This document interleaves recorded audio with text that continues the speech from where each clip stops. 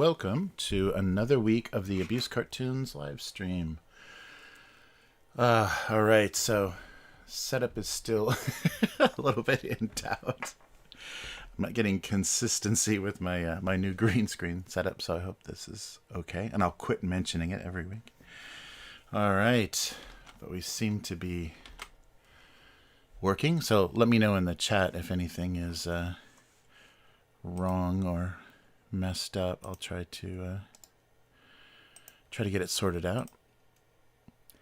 Yeah, it's just can't have things permanently set up, so it's I guess I should just paint a whole wall green. I guess that's what a lot of people do that do this like more regularly, just have a green wall instead of something temporary.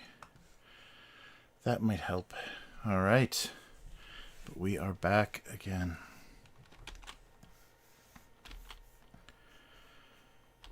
All right, so I hope everyone is doing well. See if we can do a couple of these cartoons this week. All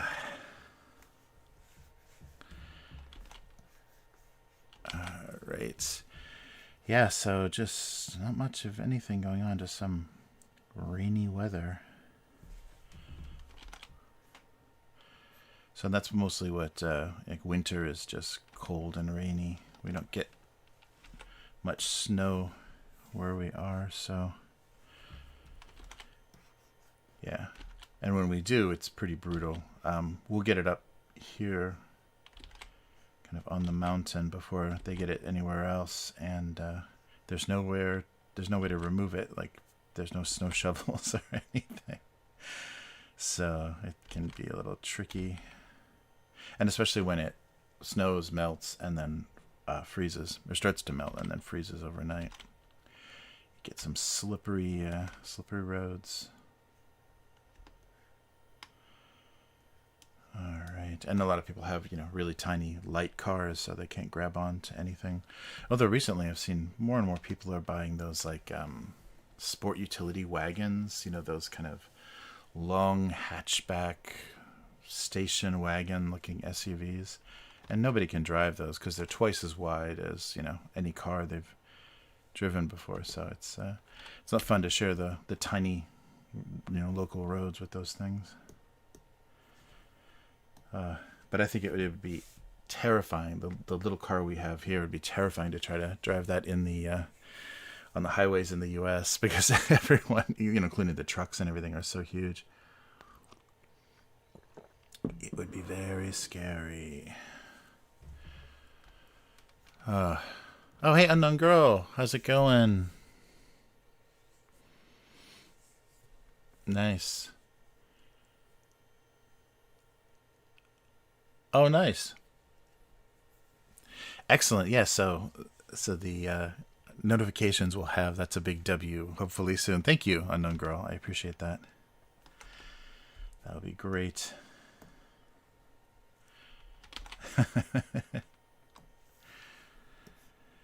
Yeah, but there's a weird desire, and I think some people through like homestay visits in high school and stuff, although they don't go to the US so much anymore, they're afraid of gun violence so much that and crime, I guess, just in general, that they don't go to the US. Australia and Canada are the top picks for kind of homestay visits for Japanese students, so they don't quite see that American scale of things. I guess Canada things can be similar.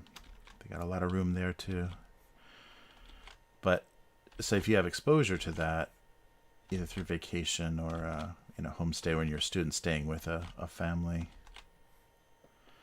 and seeing everyone's got a car, they've got like a 4-car garage, and every family member has a car, and everyone's got a big bedroom, and all the scale of everything in all houses, or most houses, are on big pieces of land.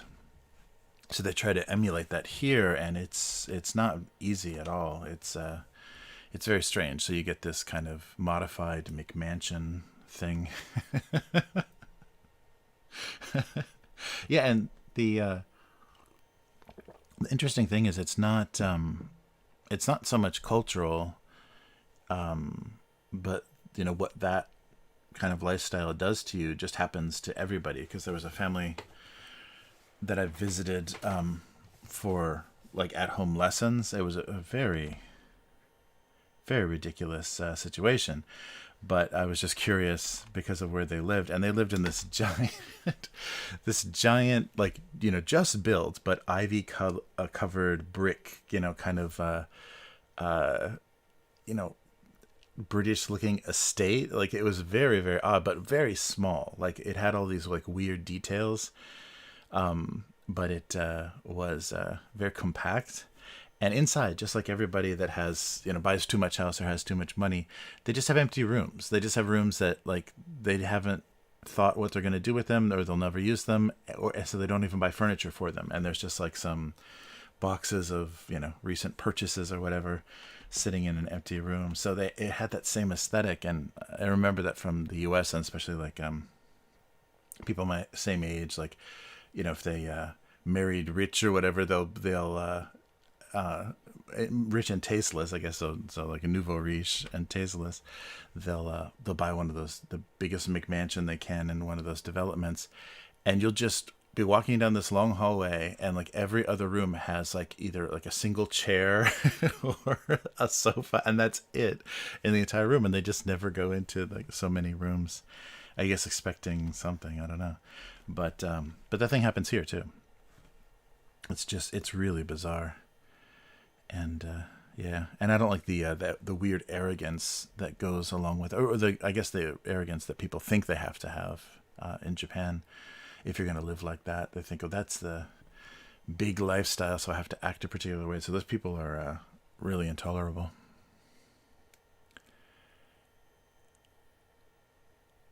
Ah, nice. Well, thank you, Unknown Girl, for your efforts for the sound clip. That'll make that sound so much better and less generic.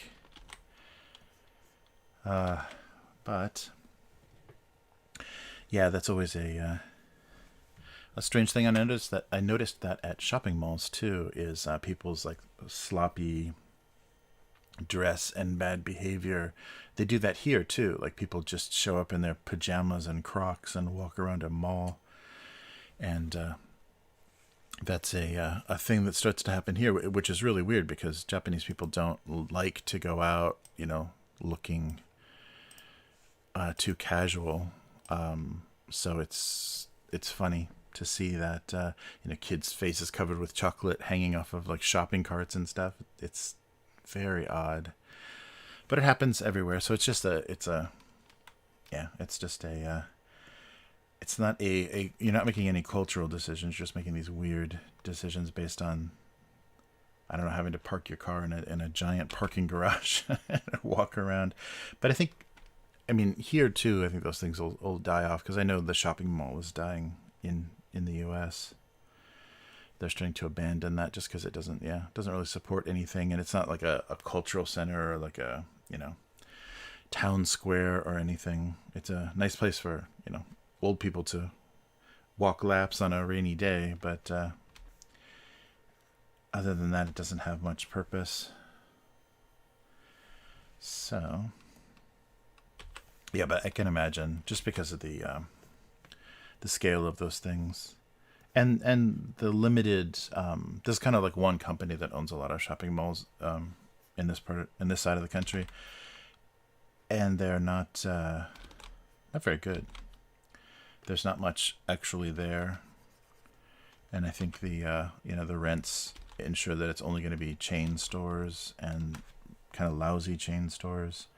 So yeah, it's an odd thing, but it's so funny to see that exact same like unpleasant American style just duplicated 100% in a foreign country. I can't imagine what Chinese shopping malls are like, because you already see that with in the U.S. with the outlet malls. It's all like Asian tourists and things. Yeah, and they've even tried to do that here, like near the airports. They'll have outlet malls. Yeah, outlet and duty free are such a huge like Asian tourist thing. because they're still buying cartons of cigarettes and things like that that they want a tax break on. All right. So I'm just trying to get warmed up here. Yeah, I'm still contemplating whether or not to bring my big tablet here. I think I might. But the thing I'm worried about is I'm not going to have then a real monitor hooked up to this computer anymore. It'll be a drawing tablet and a projector. So that might be a little dicey if I have technical problems, because sometimes you only have a default, you know, you can only use a very basic screen. I guess I'll have the monitor on standby. I don't know. I don't know.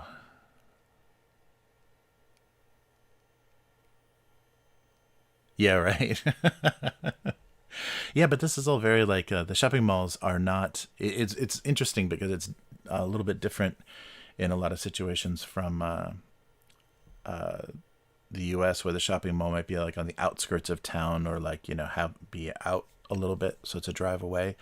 A lot of them are near train stations and things, so people can walk to them. So they're in urban areas. So the people that are going are mostly, you know, city people. So it's very odd to see the, because I can understand, like, you know, if it's in the countryside, people are using it as a source of you know, source of all of their shopping, like kind of like Walmart started to take over. But yeah, when it's in the cities, it's very odd. Yeah, I don't know, but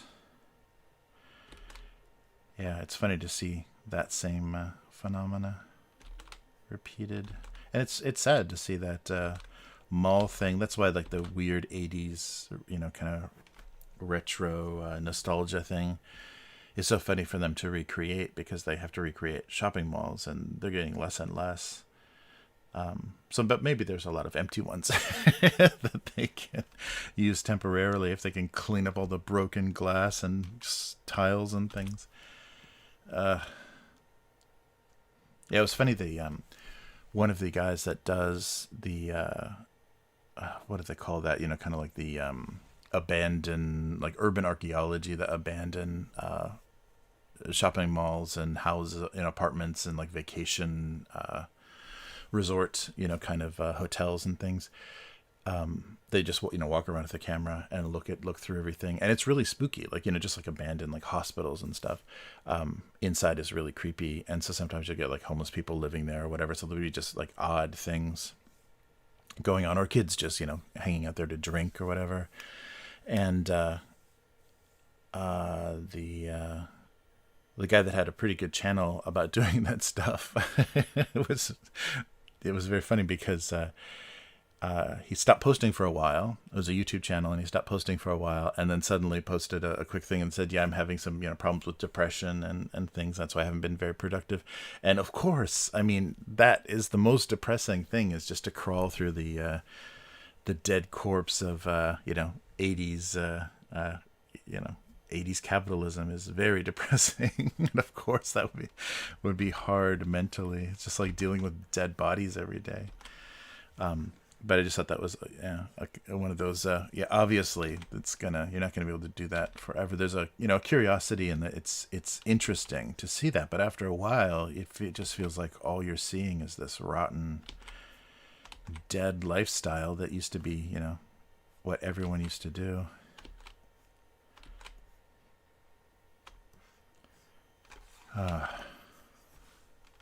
Yeah, I wonder how much, it's different. I have no like good measurement of it in Japan, because things are kind of like the 80s still in Japan. But I wonder how that is for American kids now, like young kids. Because it used to be, you know, can you drive me to the mall? Can you take me to the mall? Because that was where you met friends and went to movies and hung out at the arcade or whatever. Oof, I'm dating myself. And all that stuff now you just do on a computer. And once Meta takes over, you're just going to be doing that in your virtual headset. Yeah, yeah. Oh, wow. So you saw squatters in one of the houses that smashed her phone and was worried. Oh, wow. Yeah. Those there's some really unique things too, and there was some. It was in the Poconos or something. I forget, like upstate New York or somewhere. But it was this like romantic, like a place for honeymoons and like romantic getaways. So it was very, I think it was abandoned by the 70s. So it was like maybe built in the 60s and existed maybe into the early 80s, but had this like weird 70s romance aesthetic. And to see that abandoned and like all the, pink shag carpet and heart shaped beds and stuff rotting was really depressing. But yeah, that stuff is weird. And sometimes like the houses can get especially depressing. There was a house that looked like it was pretty much like it was before the occupants died, and then the house, I don't know if they didn't have, maybe they didn't have kids, so it didn't ever go to anybody, and it just sat there abandoned.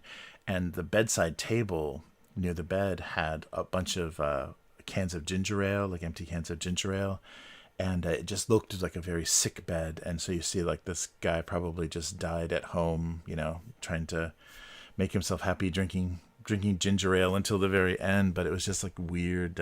You knew that was his deathbed just by how unkept it was. But the nightstand and everything, and you could see that it was like like there was medication and stuff, and then just a ton of ginger ale cans by the bed.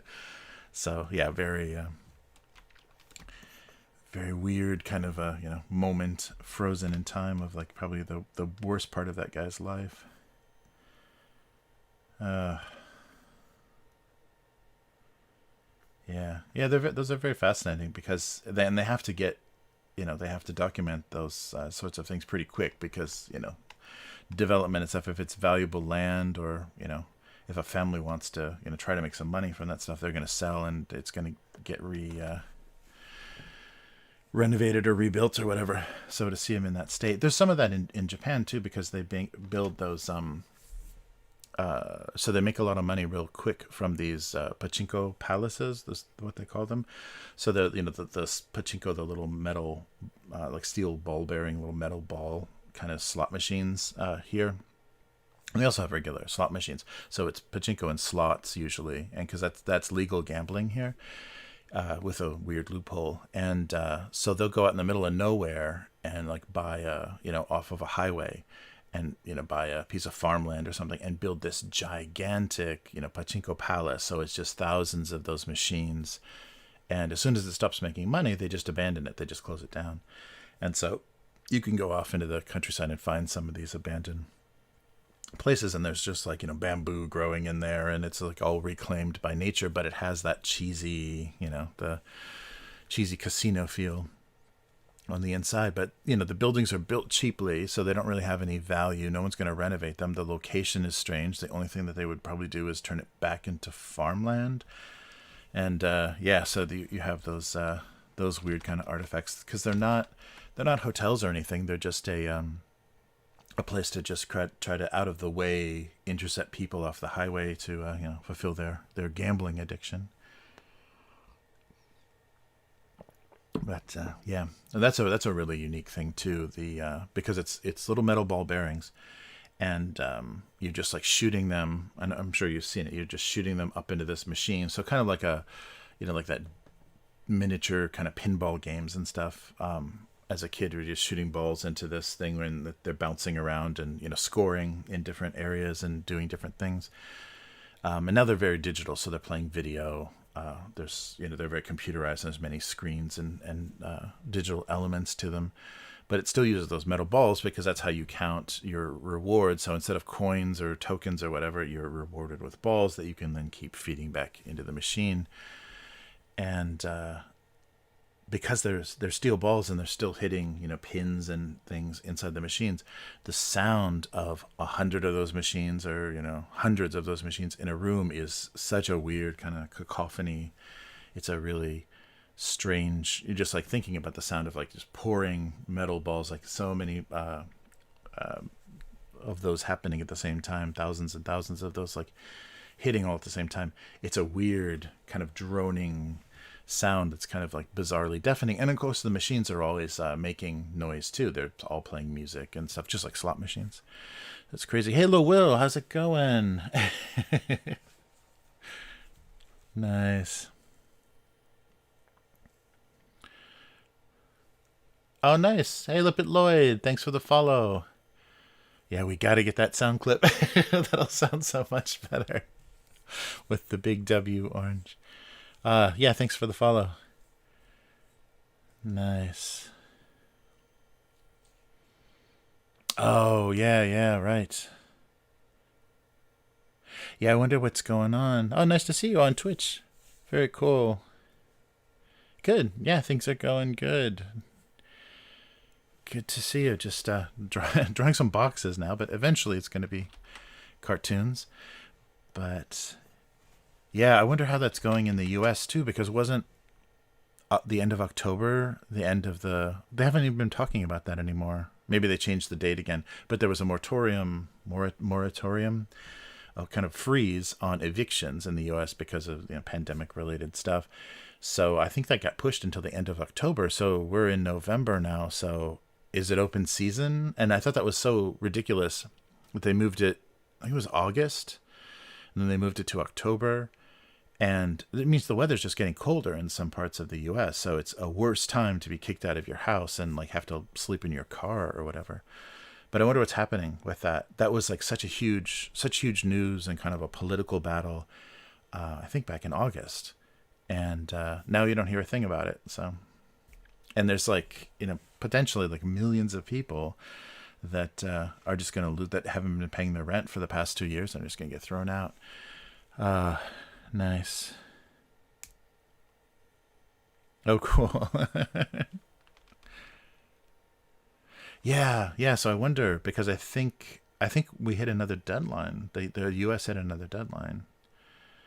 Yeah, that's crazy. And I wonder what they did in Japan about that. I'm really curious, especially with businesses. I think there was some sort of like protection or some sort of way that the government supported, but you didn't hear anything about that here. And but there were some landlords that were not getting paid because of the. There wasn't though such a dramatic shift. Some companies, got half of the staff to work remotely and stuff at bigger companies. So I don't think people lost their jobs in the same way. And even the fast food and service industries and stuff struggled, but they stayed going. They stayed around. So things were only closed for a couple of months. So I don't know. Yeah, I don't know what we're dealing with as far as that kind of stuff in Japan.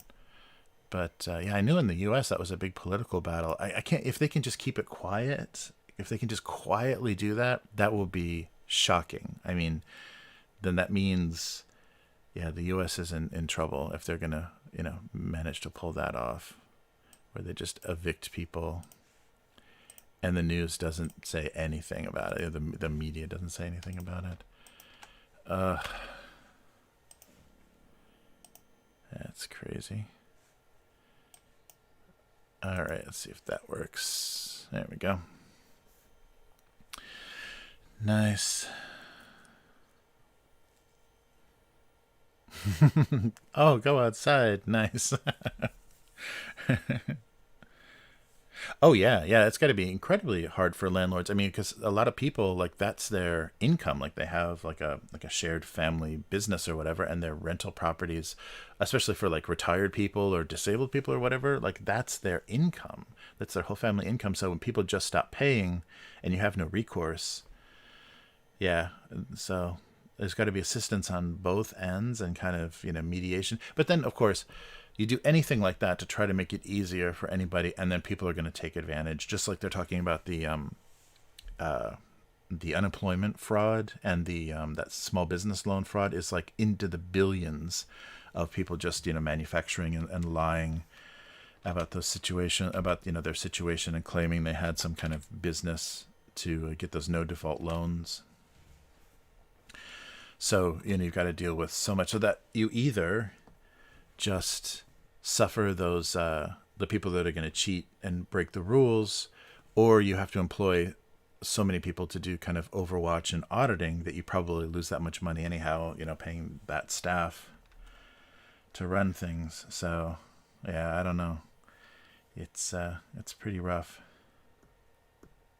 No good solutions. And I guess every country has to do their thing a little differently. But I just saw the headline that Japan finally had a day with no deaths for first time in like 15 months. So no bad weather fatalities. Finally, this is like the first day in more than a year.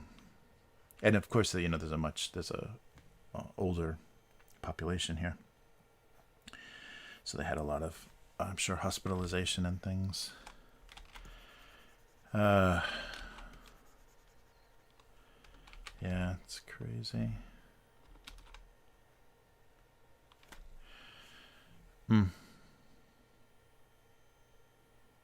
Yeah, very cool. Oh, well, thanks for joining, Lipid. Yeah, this is just a little explanation. I do a single panel gag cartoon, so it's an image and a little joke in text underneath. I do 2 of those a week for gocomics.com, and we'll take a look at that site where it shows up later. And so I just decided, just to keep myself on schedule, to live stream making the cartoon, and then it becomes more fun because it's a little more interactive, and then people that read the cartoon can actually watch the thought or thoughtless process of making the cartoon. Yeah, there was a webcomic that they did a podcast, and it was a writer. It was 2 people. It was a writer and an artist, and it was kind of topical. They would always base it on some kind of current events, so something from the news. So they would go through a bunch of news sites and read headlines and say, can we do anything with that? Can we do anything with that? And so they'd bounce ideas off of each other. The artist from the his visual perspective, that would be fun to draw, or I'd like to do something like that. And the writer from just the thought process. And it was a really entertaining podcast. I really liked listening to that process. So that gave me the idea to do that for this cartoon. But immediately I ran into the fact that it's just one person. So it's just me talking to myself. And so the early versions of that, it took a while before I could figure out how to do that.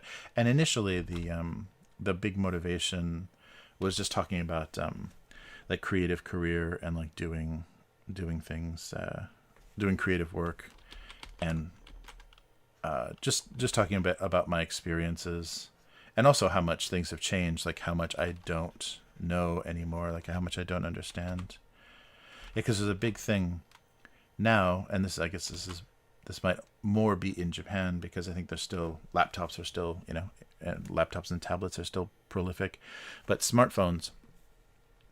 In Japan, there's an input, like a 12-key input system that people use. So it looks like a face of a phone, like a push-button phone. But you hold your finger on the key, and then it gives you a direction, and you flick a direction, or you can tap a number of times to cycle through the characters. So you can do the entire alphabet, the entire like Japanese alphabet, with those 12 keys. And some people are really fast at doing that, faster than actually the QWERTY keyboard. So a lot of university students will write papers and things on their phones. And so printers, like wireless printers, are really popular here, because then you can just print straight from your phone. So that's becoming a weird difference now in kind of people's requirements, like students' requirements. They don't need to carry around a laptop or whatever, but the way that they're inputting and writing things is very different. So that's just an example of like how things can completely go an unexpected way. So yeah, and my daughter is drawing. My daughter in the US is drawing completely all of her illustration work on an iPad. So she started digital and stayed digital, and so that kind of blows my mind, because I made this like switch later on. And so those are the kinds of things that I would mindlessly, or just speculate about and things in the first version of this live stream, because I didn't know what the audience was, and just would kind of assume it might only be people that are also trying to do this kind of stuff. So I just complain about the lack of opportunity in Japan, or how hard you had to work. That's the thing that's always shocked me is, people doing exactly what I'm doing, but only working for Japanese clients, work 10 times harder than I do. It's a much easier job. And so that's why I never knew why, whenever I'd go out for jobs, or I would, talk to freelancers and whatever, so many freelancers were Asian, for illustration, for like drawing the licensing, like licensed logo, like, if you have a Mickey Mouse on a bathing suit or whatever, it may be an original drawing of Mickey Mouse, so they get a freelancer to work under contract and do that kind of stuff. So licensed artwork for IPs and stuff, that's very Asian, like it's really dominated. And I think it's because they are trained in the hard knock world of their home country, and then they come to the US and go, God, you guys get you're really overpaid, and this work is so much easier, so they can dominate it pretty good.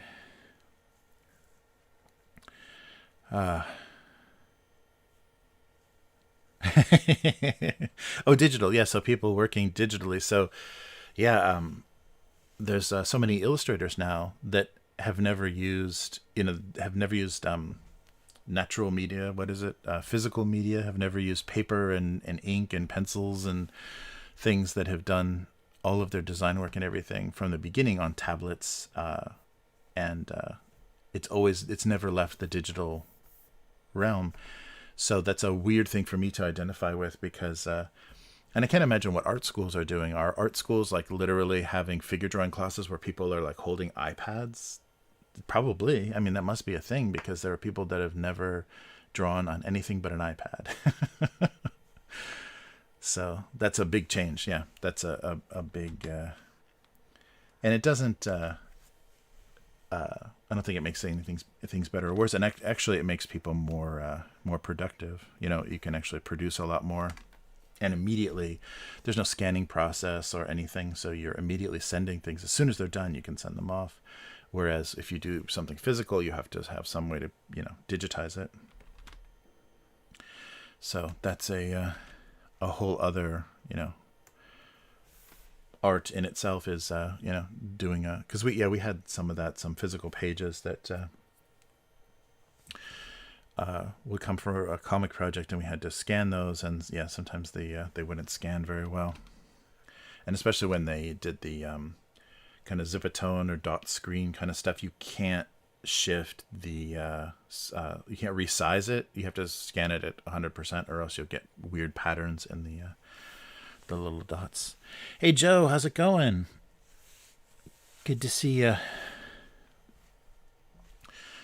But yeah, it's so funny, and I think so even the generation before me can't even imagine, because they can imagine, and I had a little bit of this, but they can imagine like running to the post office or FedEx at the last possible minute to turn in pages or turn in illustrations that then got overnighted to the companies to meet deadlines. I mean, that was a thing. That was a way people worked. And now you just attach it to an email, or send a link to a cloud service or an FTP to send people work. Yeah, I don't know. But I think I've talked about it. I've had some weird, like the technology like affects people in weird ways. Like some companies, want to have a lot more oversight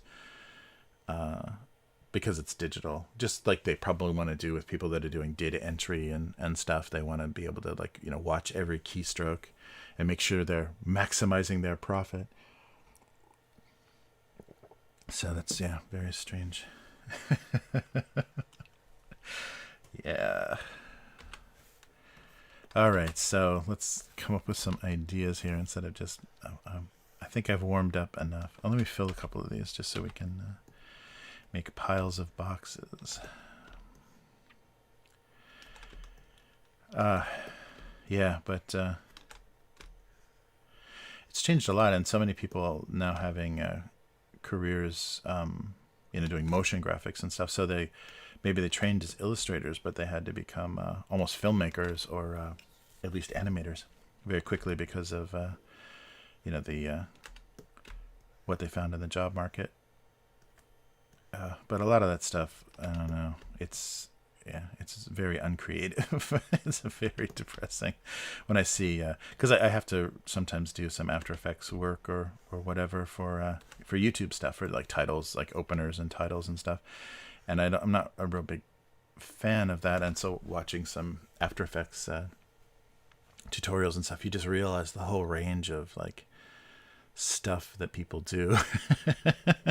Build like, broadcast packages for TV stations and stuff with the 3D graphics going in, and then everything all layered and glittering and exploding and everything.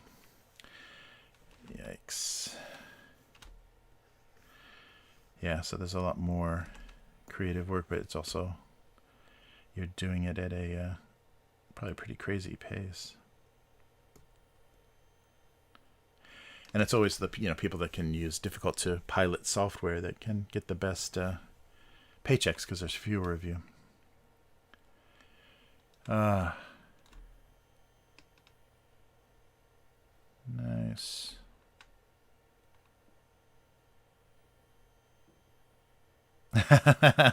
Nice.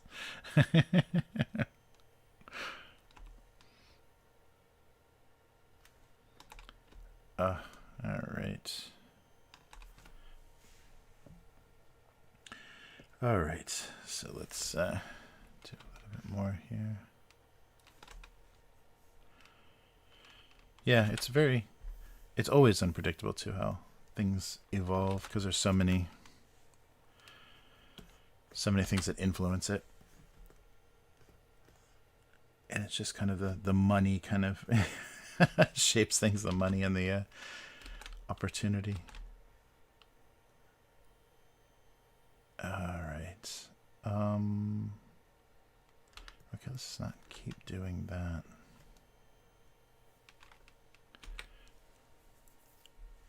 Oh, nice.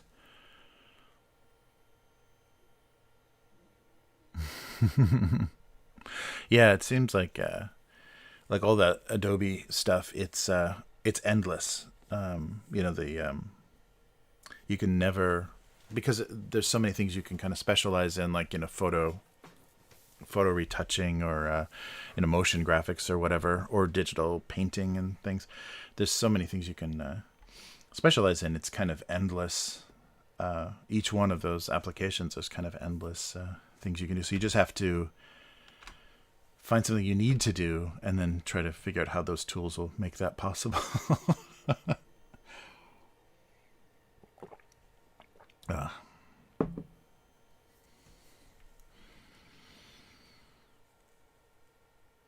Oh, cool. Yeah, that's true too. It's like, really gonna to buy a decent iPad for drawing digitally. That's $1,000 plus whatever the $150 pen or the pencil, whatever, and then you've got the software, and a lot of that software is monthly subscriptions and stuff. So just to start doing that, yeah, the barrier for entry for digital is a lot more expensive. Although my younger daughter is drawing on a tiny, very small iPhone. That's become a trend now. Is these ad pays? They've got little banner ads and little pop-up ads, but it's like a version of Photoshop. It's like a kind of a Japanese drawing app, but it has a lot of the same function as Photoshop. But it's just for doing kind of manga style illustrations, and probably more the 4-panel Japanese comics and stuff, the more simple stuff. But they draw digitally, and they'll zoom in, like pinch and zoom in to draw, like to do like digital painting on a really digital illustration on a really fine level, and keep zooming in and out, in and out, in and out, and draw these pretty like elaborate pictures, because they're just using their fingers. So they're just drawing with their fingers, but because they're working at such a zoomed in resolution, the lines and everything look okay. And then when you zoom back out, a kind of a wiggly weird line that you did with your finger looks fine when it's just a small element on a bigger illustration. So I've seen her be doing that. She saw something on TV. Some girl was doing that on TV, and I think that like sparked, so she downloaded one of those apps and has been drawing her favorite manga characters in that app, and they look amazing for stuff drawn with a finger on a phone. So it's getting crazier and crazier. But you're right, a sketchbook is still much much less expensive. And then those drawings exist forever. So unless get your artwork somehow out on the internet and people like actually care about it and will keep reposting it, then it could be immortal. But for the most part, digital files have a weird fragility to them. Nice.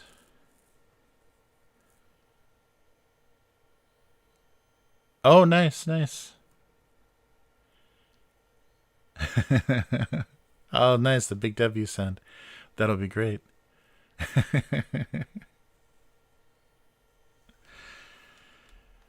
Cool. Yeah, I'll hook that up as soon as, and I'll test it out to make sure that it is working as soon as, yeah, I've got that sound file in there. Yeah, I should play around with that a little bit more. I should animate. I've kind of gone back and forth. A couple of editors and stuff that I've worked with in cartoons that liked this cartoon specifically said it should do an animated version of it, but I just never quite figured out like the best way to approach that. I could kind of see like a deadpan voiceover that would like tell the joke or explain the situation, and then some simple animation happening, like a box falling over or something very, some bubbles in water, like some very minimalistic animation with some fun voiceover and a little more lively, like blinking eyes and a little more lively surface, like some reflections and things. Have those be a little more active, so it looked more alive. But I don't know. I can't figure out the best approach. Yeah, but that would definitely increase, if I could put these on YouTube or whatever as little animations, that would probably increase the audience. Or at least to be another audience that, would never read these as gag cartoons. All right. Okay, so it's just, this is going to be the scene at the end of Raiders of the Lost Ark where it's just an infinite row of boxes. All right. Hey, Michael Scott, how's it going?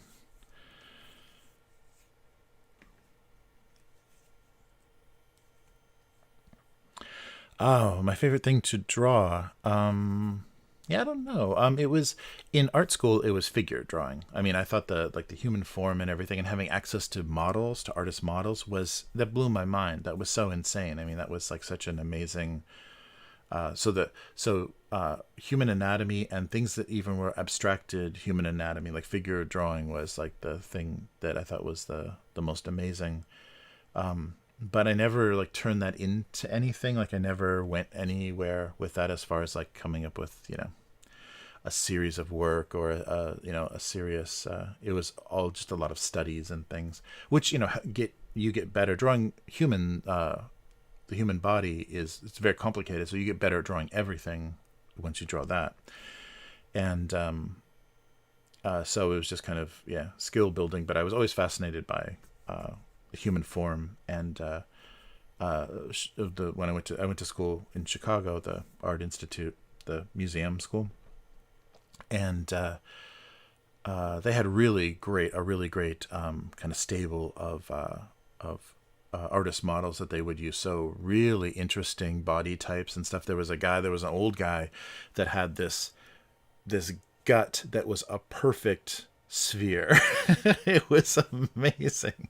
So drawing that drawing him was so bizarre because his stomach literally looked like somebody took a Pilates ball and just kind of merged it into his abdomen and then colored it skin color. But they had some really amazing models.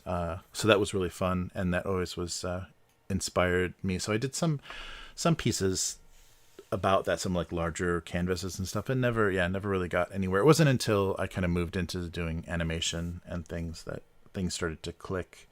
And I think because doing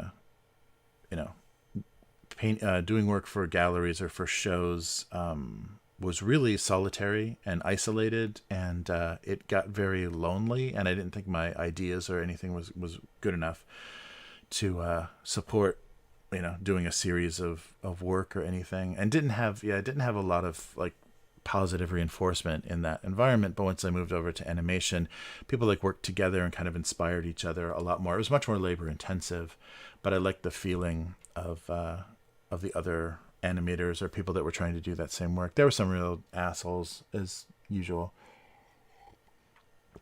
but some guys that were just like, they were already like underground comics artists, and they were just like using the animation department to try to try to just recruit people to draw their comics or whatever as animated. Yeah, I don't know. There was just some real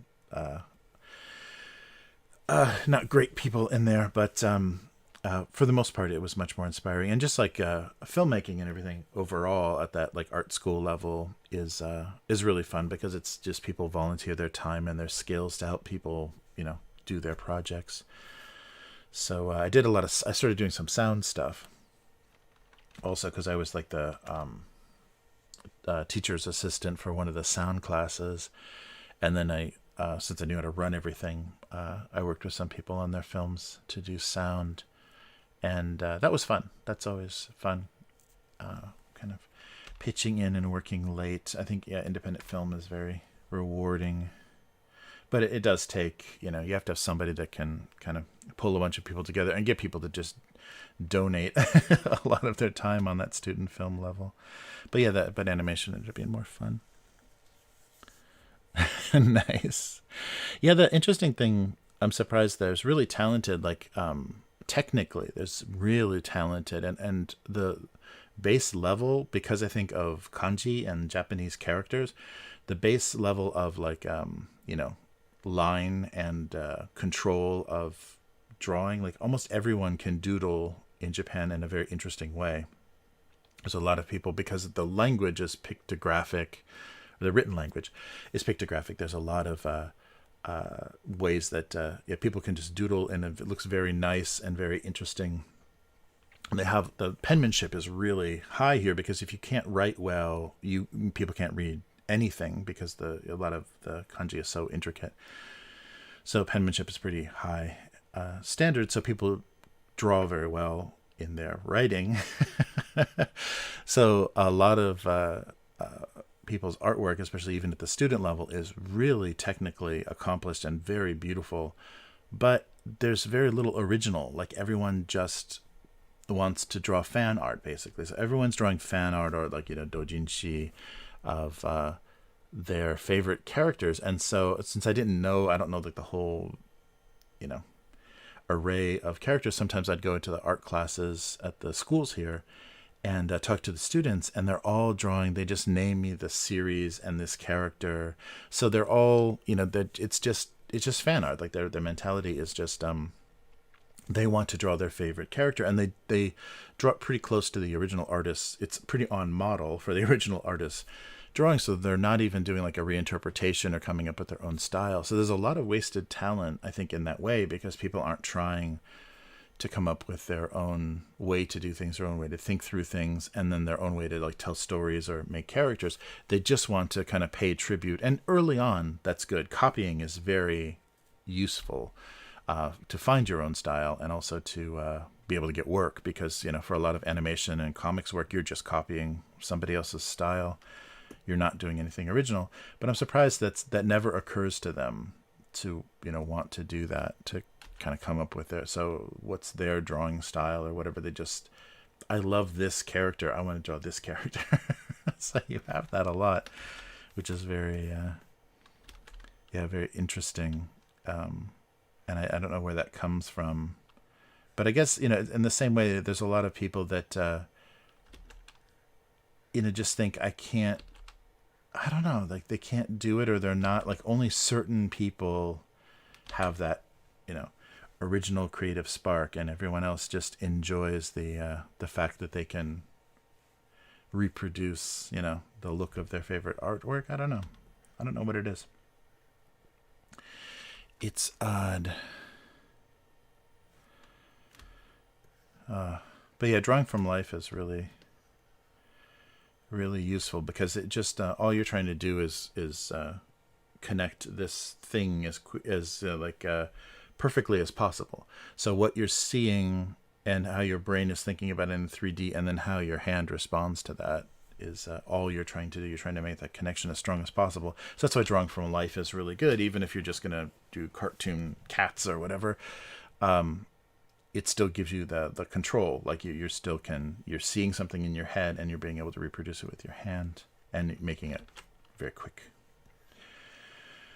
So that, that's a big part of the skill of it, which, obviously I don't draw enough anymore, because I think most of the drawing that I do is literally just this live stream. Oof. Yeah. It doesn't, and it's so fun. Like when I get back into drawing regularly, if I have a project or something freelance that I have to do, and I get back into drawing, I really enjoy it. But it's also scary, because not being so disciplined in doing it regularly, sometimes microphone is off a little bit.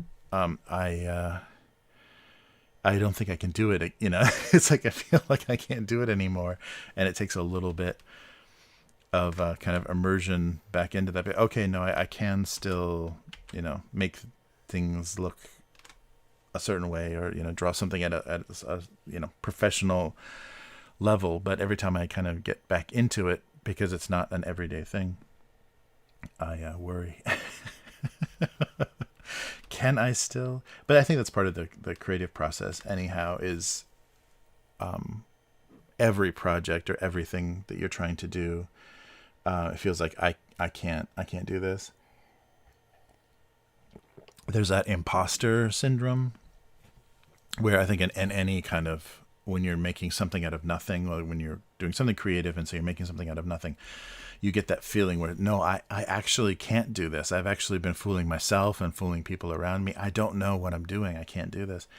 And you have to always fight past that, or often you have to fight past that to get at the the good stuff, to get your skills going. And there's some people that are so practiced and so hacky that they can produce regardless.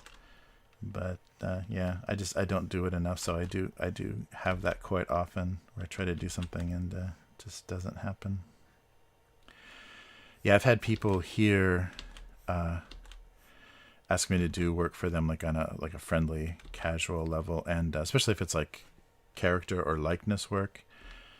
I'm a terrible caricaturist, or capturing likenesses, and so I think I've disappointed some people pretty significantly, because I think it is assumed, you draw something, so you can draw everything, and you draw every type of style and every kind of situation. And obviously,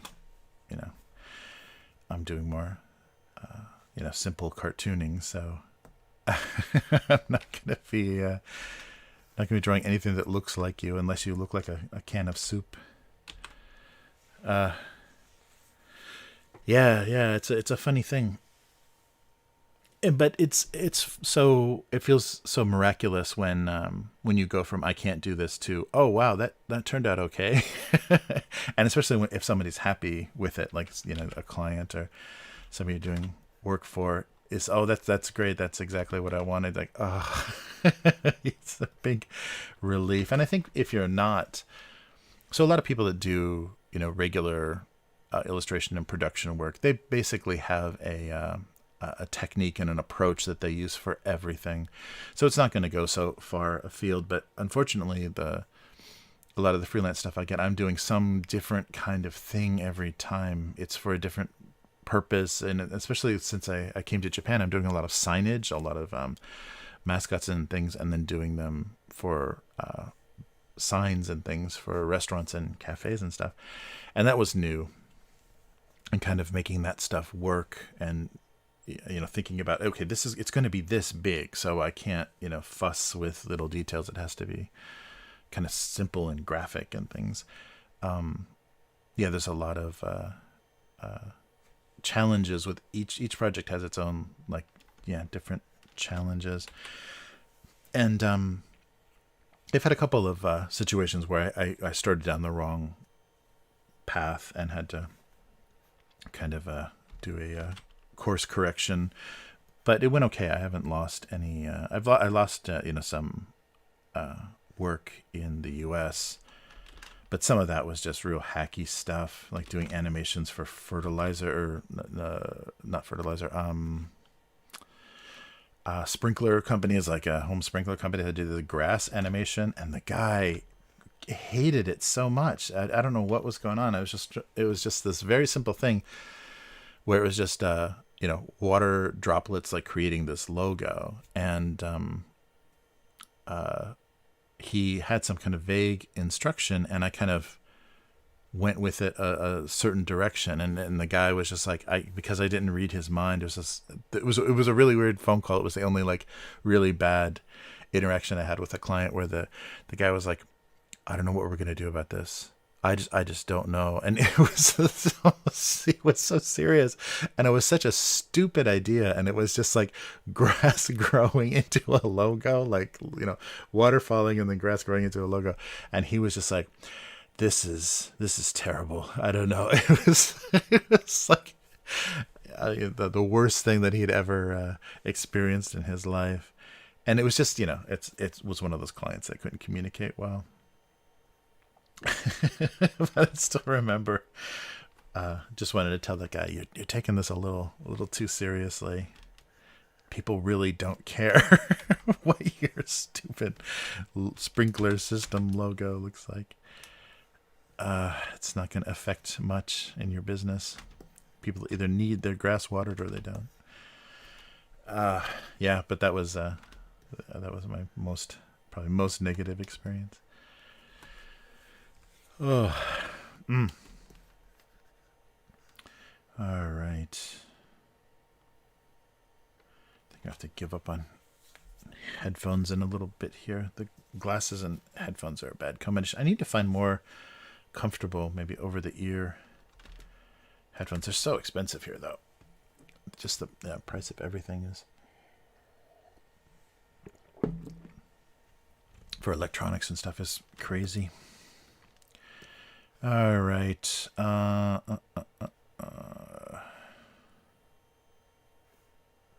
Wow, I'm getting nowhere with ideas. I've already been drawing for an hour. Oh, see, that's not good.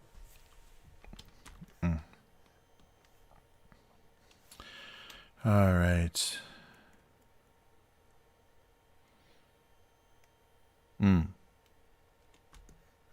Yeah, and the other thing I always hated, I haven't had that in a while, but that trick that some clients do, where they're like, oh, this is great, this is going great, and then when it's time to like finish everything and talk money or talk getting paid, it's like, yeah, actually we're not really that happy with the timetable and the quality of the work, so we're gonna have to talk about the price. Like that used to drive me crazy. So it was either the companies that had the not shady, but the tricksy accounting, where they wanted to push things, paying certain bills into certain quarters or whatever, and they knew they had up to 90 days to pay you before you had any like legal recourse, like according to your contract or whatever. And so they would shift things, into, the next business year or the next quarter or whatever, so that they could, balance their books the way they made their books the way they wanted them to look. And so of course freelancers were always the ones that would suffer. So getting paid within 3 months was always a chore. But then that other thing where they're suddenly like, yeah, I don't know about this. I think we need to, we're not completely happy. So I think we need to talk about the price. So that's crazy, because you can't, once things are in writing, you can't really go back and do that. But I'm surprised how many times you'd run into that. And it was all bullshit. It was just people trying to negotiate price, because the whole production process was very happy and very satisfied, and it went smoothly.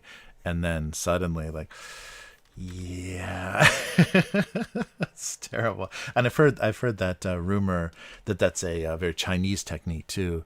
So when they you got a contract, but as soon as the work is finished and it's time to talk money, or time to actually exchange money for goods or services, then everything's up in the air again, and it's renegotiation time because we have what you want, we're ready to send it, and we want more money for it.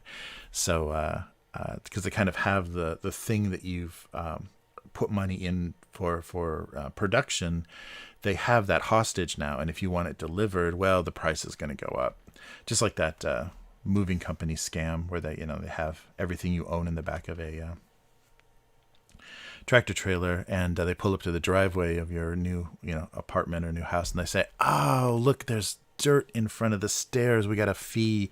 We're gonna have a ramp fee because we're gonna have to cover that cover those stairs." So you'll get negotiation that you basically have no leverage. You have nothing because they've got all the control. So I've heard that happens in production, like Chinese factories and stuff will pull that on you a lot if you've done some production. They think they can get away with it, or it's probably depending on the shady person that works there, if that's how they they stay profitable. But yeah, I've run into that a few times where suddenly people are just not happy. Everything's been fine, but I think we needed to renegotiate the price. Oof. All right, what am I doing here? All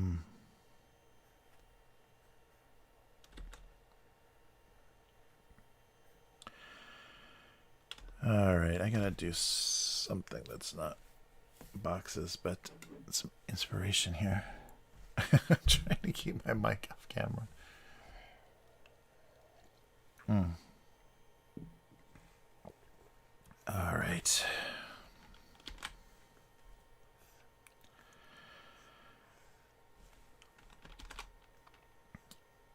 Oof. Yeah, so that's the hard thing. I think when in early times for this stream, I talked about that a lot. That just like what actors have to do, where they have to kind of separate themselves from the judgment, like when they go on auditions and stuff, the criticism, like the physical criticism and the criticism of their performance and stuff, they have to kind of disassociate or separate themselves from that and understand that those those people are looking for it. They want that job, but those people that can give them that job are just looking for a specific thing, a type, a height, an eye color, whatever, something that they physically can't be.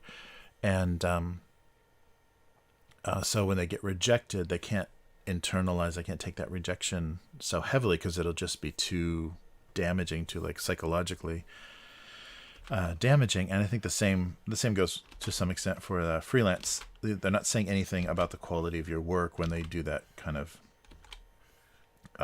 tricky renegotiating just because they want a better price. So you can't take that as an insult, so any negative feedback you get, you just have to understand that that's just that situation and that person's judgment.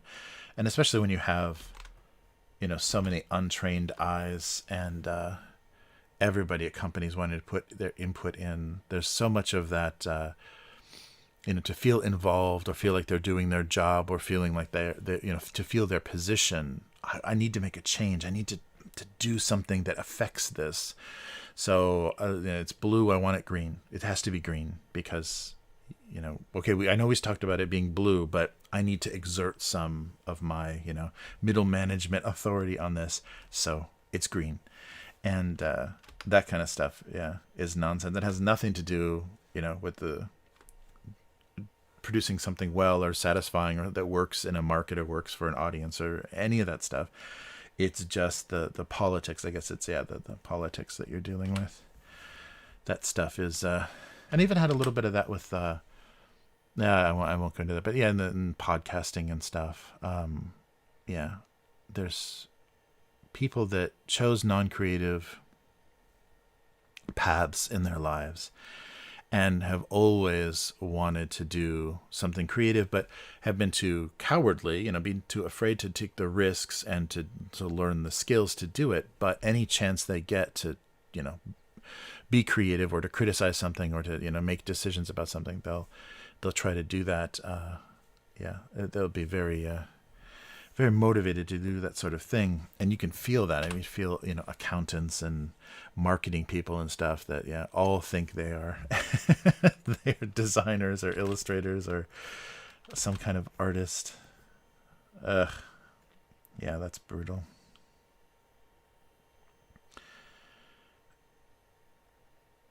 All right. Okay, how about some jars or something? I gotta think of something. Yeah, I used to just when I was first drawing this, I would look. My apartment was small enough that the room that I would work in was close to the kitchen, so I could just glance into the kitchen and see something sitting on the counter and have instant inspiration.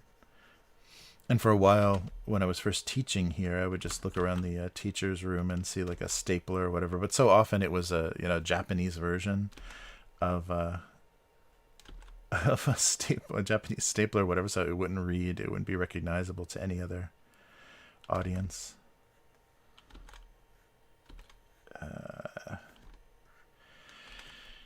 Yeah, so, but much less. I just have to be drawing books all the time.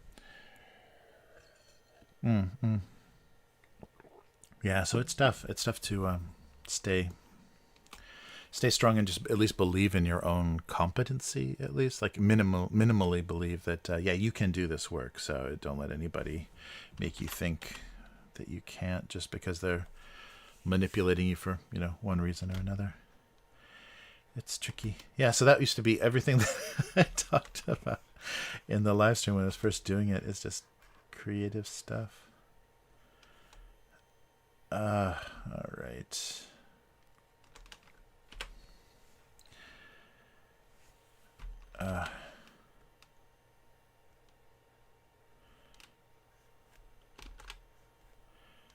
Let's see.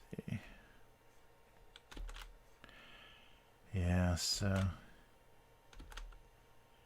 it's funny, but there's so many opportunities now for people to connect directly with an audience that didn't ever exist before. There was just no way. That's why you relied on a gallery or getting published in a magazine or whatever to develop an audience. But now you can go directly to people, and there's so many Instagram artists and things that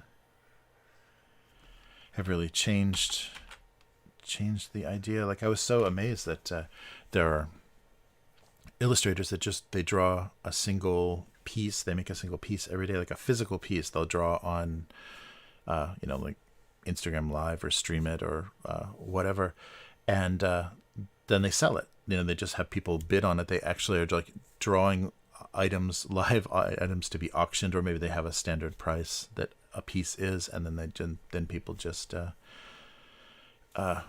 purchase it. So as soon as they finish something, then it's out the door. That's amazing. That totally turns the whole gallery system on its ear. Yeah, and it's kind of a fusion between the arts and craft kind of arts shows, local little art markets and stuff. It's kind of a elaborating on that idea of a connecting directly to people, kind of going around any sort of art market and selling directly to people. But the digital version. All right. Oh yeah, what about wanting a smaller cap? Yeah, there we go. So we can do a guy dating somebody that looks like his daughter, but is let's see, actually has a girlfriend. That was a big LA thing. As a waiter in Los Angeles, that's the thing you have to be super aware of, is don't make small talk and assume someone is a daughter, because she's probably just a very young girlfriend for a very old rich guy. So There we go. Yeah, something like that. Trying to wear a cap when he be should be sticking with his own lid. Yeah, I'm drawing really tiny today. I always think I'm zooming in the same amount, but I think it varies a little bit. I draw the same width, but it doesn't ever turn out. Oh yeah. Yeah, I remember that. Yeah, it's funny. It's always funny when you get two people going after. My ex worked at an auction house in Chicago for a little while, and it's funny to see when two people get locked on wanting something, the price suddenly goes crazy. Oh yeah, sorry, Lipid. Yeah, have a good one. Thanks for stopping by and hanging in on the stream. Yeah, check us out. So the same time every week, we do this stream. So sorry if you're not gone already. See you next time. Yeah. But auctions, that's a very it's a good gimmick for inflating the value of things. Because people's egos get involved. Yeah, something about. Put this down here. Something about. Maybe I should draw a lid to. Trying to. Oops. Come on.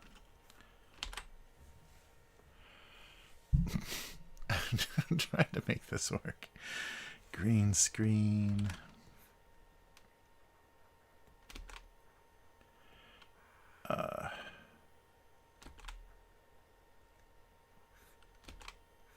It's so funny that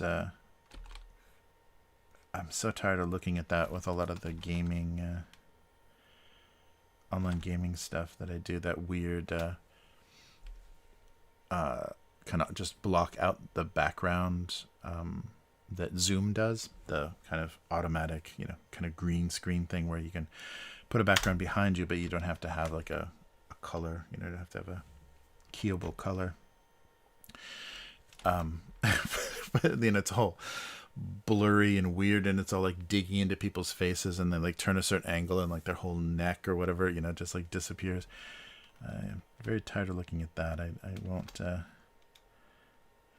I won't miss Zoom when people stop using it so much. I don't know when that will ever be, though. It's so funny how many companies had to play catch up with that. I can't believe they weren't thinking, oh yeah, video conferencing like Skype. I guess because it's Microsoft running it now, but Skype really dropped the ball when it was all time to work from home. And now it's what Google Meets, and I don't even know if Skype is still a thing or if it's Microsoft. I know that engine or that technology other people are using, or they recommend to use it. You can use that as a alternative whatever connection. All right, so we'll go with weird. Oh, actually I should probably make this a little lighter so I can get some eyes in there. Yeah, maybe just that. That'll work.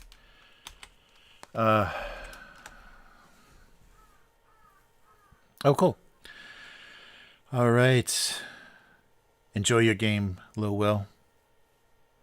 See you later. It's a lot of boxes, Joey. I was saying it looks like the end. I can just duplicate this and make it the end of Raiders of the Lost Ark. Yeah, that's an hour of me just doodling boxes. It used to be that it would sit like the background patterns that I made for or they use for the stream. That was just me sitting and doodling a bunch of different objects, not really thinking about making cartoons or whatever, but just drawing a bunch of different objects. I used to just sit with A4 page and just do that, just fill it with little various things. I can't do that so easily anymore. I don't know what it was, but I used to enjoy so much trying to like draw an aerosol can, a bottle of glue, different things. And now I just draw boxes. I like pretend I'm warming up for way too long. Yeah, it's just a funny. It's not the same layer. Oh, it is. That doesn't make any sense. How did that get through? Oh, it's not. Okay. Yes. Yeah, it's getting worse and worse. I noticed when I make the new file, each week I delete the layers that weren't used, and it's like 20, 30 layers now. Yeah, just kind of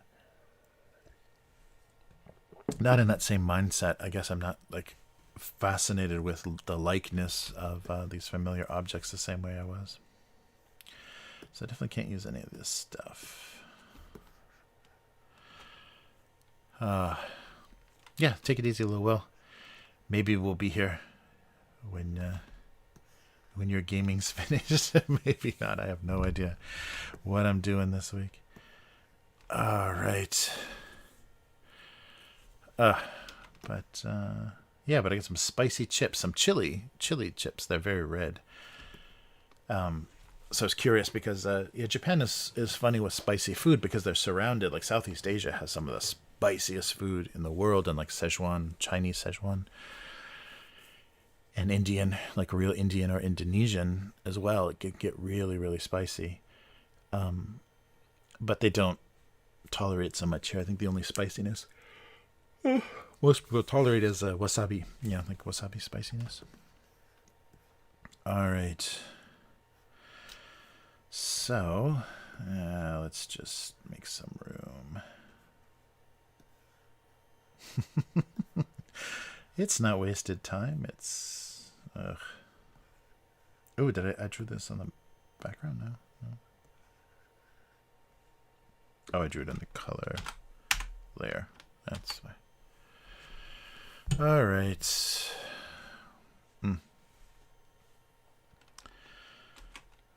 But, okay, so that's good.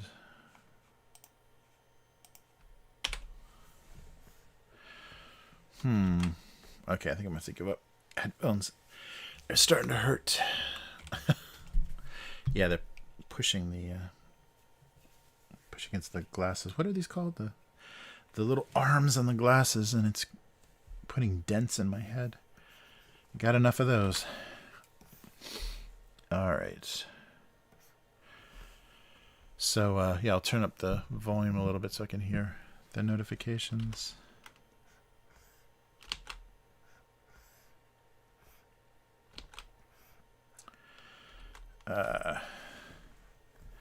Yeah, so I've been drawing too many books and boxes lately. Gotta try for some other likenesses. Yeah, I'm surprised sometimes when we go back and look at the comments for the older cartoons. Some of them get really elaborate and are really like, you can tell I had a lot of like motivation or inspiration. And where do those things go?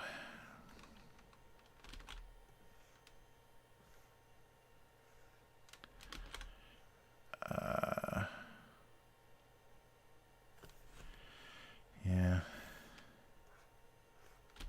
That's kind of a hacky thing.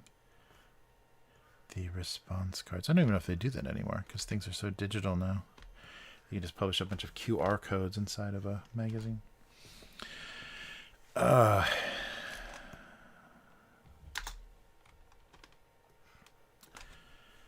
right. What else?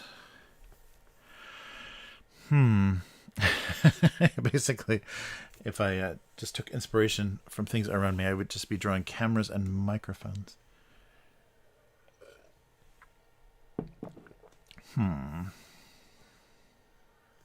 Oh yeah, laundry and oh, there goes the headphones.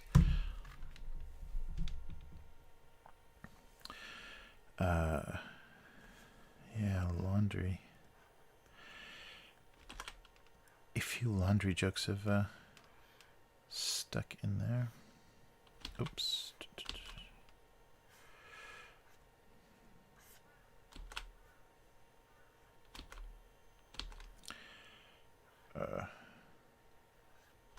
they haven't even. Oh, something really strange happened. I wonder if that happened in other countries too. Japan's Disney Plus just went crazy. I guess they're trying to compete with Netflix or something. Netflix and Hulu now. So Disney finally like claimed all of their properties, or everything they bought in the Fox purchase, the 20th Century Fox purchase, and so now all the Fox TV shows and like Alien. I think that's all under Stars. So they added Stars to Disney Plus in Japan. And I guess that's Fox owned or whatever, now Disney owned. And so now Disney Plus, you can't find, it's hard to find Star Wars or Disney films or Marvel, because now it just looks like Netflix. So they just, they had you completely re-download the app for it, and it's now doesn't look. It was basically like 4 choices. It was like Disney, Marvel, Star Wars, Nat Geo was Japanese Disney Plus, and now it looks like Netflix. You can't. It's just a barrage of things, but it's all stuff that Disney owns, so I guess they're not paying licensing for. So it's new releases and things that looks much less out of date. You know how Netflix has that weird kind of core of stuff that they're licensing, but mostly they're pushing their original content. So it looks very different. It just suddenly happened. I didn't hear anything about it, but yeah, I wonder if they're doing that in other countries now.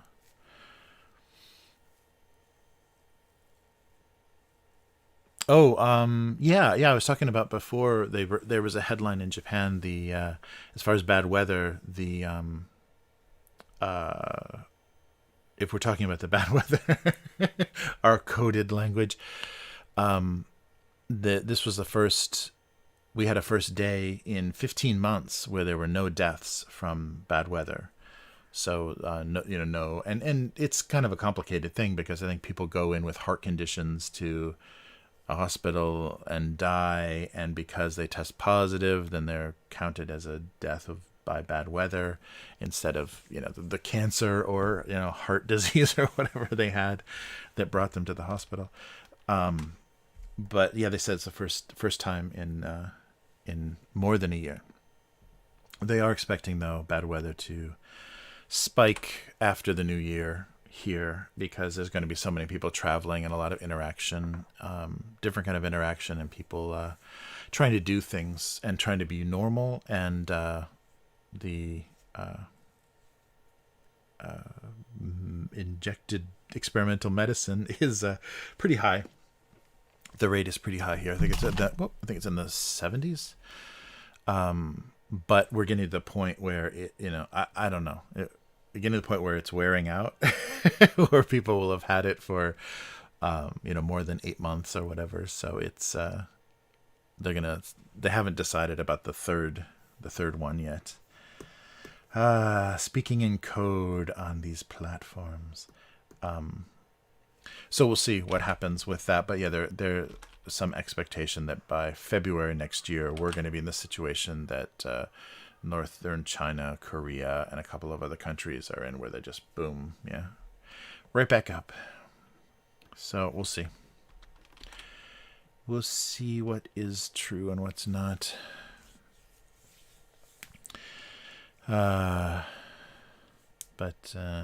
Yeah, if that's what if we're talking about the bad weather, the tsunamis, if we're talking about tsunamis and storms, the stormy season wasn't so bad. We survived. It went into October, but we didn't have any house battering storms. There was a couple of pretty scary windy days, but nothing that was like knocking trees over and power lines and stuff. So I was really expecting it to be a brutal season, because everything got pushed like almost a month later, like seasonally stuff you would expect, the rainy season and everything. So I was worried that the storms were going to be bad. And I think they did kind of screw up, another contributing factor to screwing up like the global shipping situation. They get big storms in the kind of Asia Pacific area that slow things down. But it's so backed up now. It sounds like the U.S. ports are still so backed up. because of, there were a couple of different things that I read, like they're having labor troubles, they're having trouble keeping people working at ports, but there's also some new, more strict inspection level for things, so that's slowing down actually getting things through the port. Is they've changed some rules, and can't remember exactly what aspect of that inspection has changed, but some inspection rules are different now, so it's also slowing things down. So perfectly terrible timing to change something like that when they were already kind of under stress. Okay, let's try to draw some folded socks. No, maybe not so big.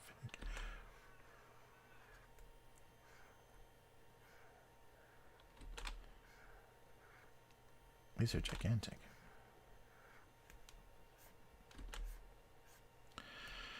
All right. Am I really going to do a laundry cartoon? Everybody can identify with laundry.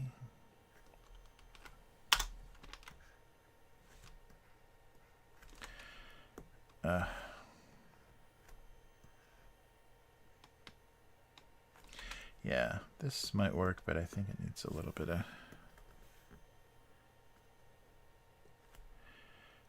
manipulation. Yeah, not make it so. Yeah, there we go. A little less.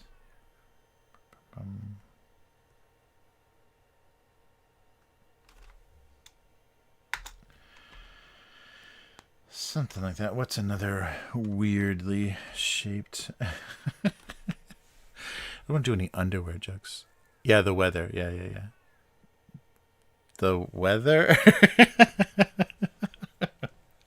We're going to talk about two different things. Yeah, the weather is good. It's single digits. Single digit weather everywhere. Not temperature. Single digit weather everywhere. So yeah, people, the cases are single digits now, just about everywhere. Instead of the triple or quadruple, we're seeing like thousand something, couple thousand a day for a while. But it seems like that's not the case anymore. But yeah, like I was saying, they're expecting February, but they don't know. I mean, and because that was the thing, even the professor at the university I was talking to was saying they don't know why any of this is happening and what effect anything is having on it. There's just not enough data.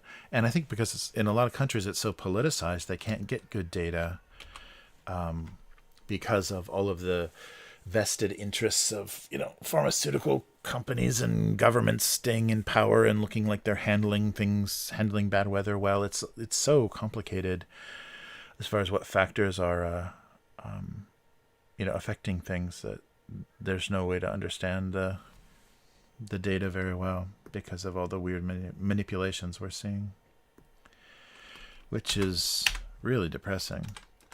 I mean, haven't we seen movies of like global disasters where like the world, or even like Independence Day or whatever, the world joins together, people from all walks of life join together to fight the aliens. I really think like this is a good example. The bad weather is a good example that if we did have an alien invasion, everybody would be trying to figure out their fucking angle and how they're gonna, take advantage of this and how they're gonna get the aliens on their side and turn tables against other. I mean, it'll be a nightmare. I hope somebody does that movie.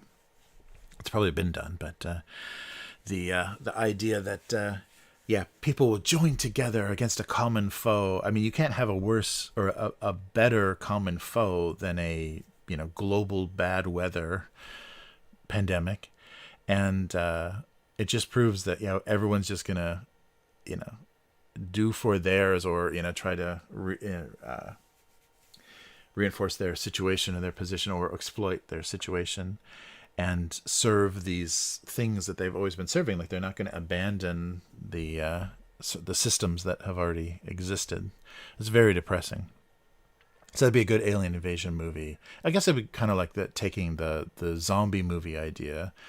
So even from like Night of the Living Dead, that was the thing, is zombies are this background and this thing that people should all be working together to fight against, but they're at cross purposes. Like the people all have different ideas. They're fighting each other and killing each other, in some situations. So you don't have to worry about being killed by the zombies because you're too busy killing each other.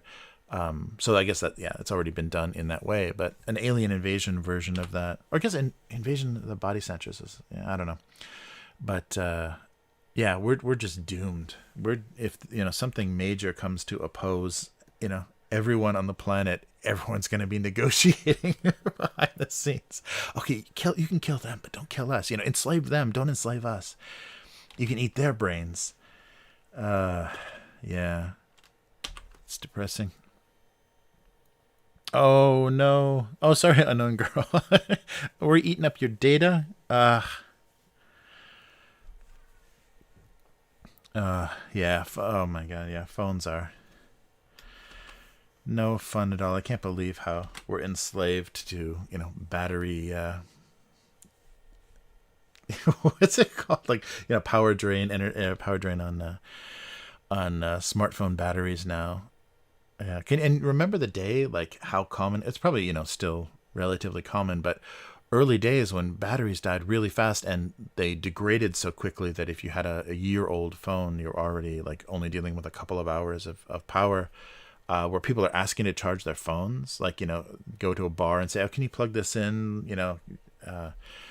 Everywhere you go, people are asking to have their phones plugged in because they don't hold any power.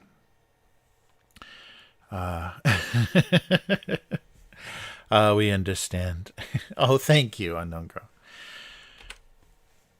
If I'm worth cellular phone data, then I feel, as long as it's 5G, I'll only see it as a compliment if it's 5G that you're watching. 4G, it just doesn't really, I don't really come across in the true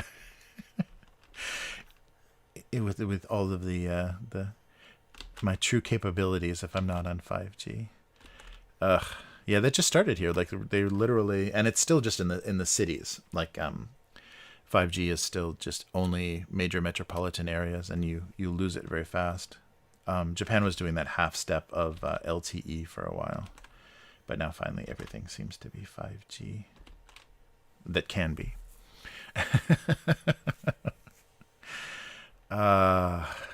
Nice. All right. Some other kind of standing up laundry, or maybe fabric softener. Yeah, like a softener sheet that's a little wrinkly. There you go. I don't think so. All right.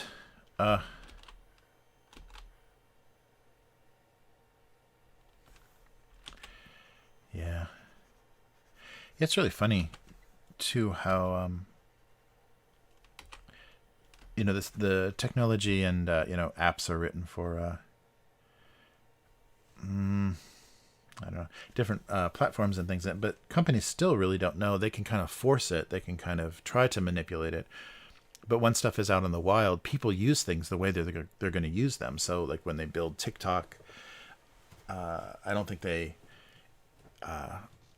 ever ever anticipated the TikTok lecture, like the people like lecturing to their phone, about social issues and things, and berating people. They never would have thought that that's what people would do with the platform. And so, yeah, once that stuff goes out in the wild, people just, do whatever with it. I guess I'll just do like another, I don't want it to be too symmetrical, but yeah, that's it's a funny thing how, and it's so surprising. So like this meta thing that, or I don't know what it's called, the weird VR chat thing that Facebook was promoting, that all the YouTubers were making fun of for a little bit. It's going to be interesting what people actually do with that, because I think the few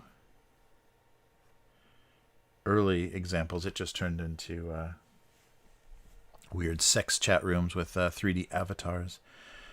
So I'm curious how Facebook is going to avoid that. All right. That's not how a neck of a shirt sits, is it? Oh, well, it's kind of like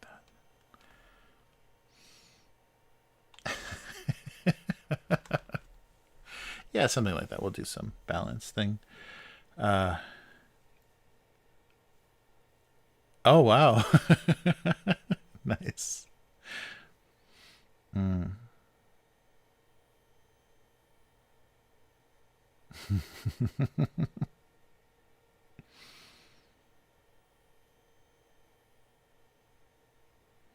Yeah, it's so funny.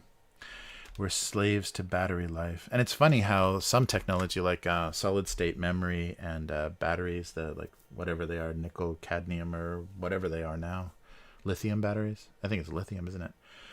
How engineering wise, they're hitting this limit, and unless they make a big breakthrough with another type of battery cell design, or how to stack memory in solid state, they're at these like technological limits, and unless there's another innovation or another breakthrough, and there are a lot of new technologies and things, but they have to become mass reproducible, reliable, cheap. And so we're kind of stuck in this weird limbo. And like, Apple is a really good example of how they're always balancing that. They make weird moves, like, taking the headphone jack out of an iPhone, gave so much space to the designers and engineers to actually put more stuff in there. The battery can be bigger. There's so much real estate that took up, even though it's only like a centimeter or whatever. We're in some places. That's why things seem to slow down. Like some markets, the speed of memory or the speed of solid state hard drives and the size of them has seemed to slow down from how it was. What's that principle of like doubling every year or whatever, this processor speed or whatever. It's just not happening anymore because we're hitting these like maybe economic and technological limits. Let me maybe smash this one down a little bit. It's looking a little puffy, but something, some company, because that's there's big money in that, so some company will wait, oh, weird. Some company will do that. Oops. Yeah, something like that. The way I drew those folds, it looks like weird smirks. All right. Well, we have, it's a pretty bleak week. We have got laundry and jar lids. Yikes. Yeah. Okay, those are really huge. Let's bring it down just a little bit. This one too. Oop. This one.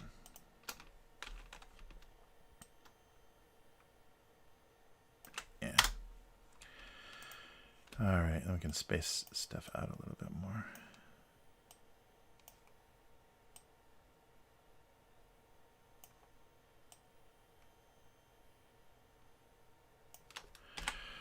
All right. Oh, graphite batteries. Wow.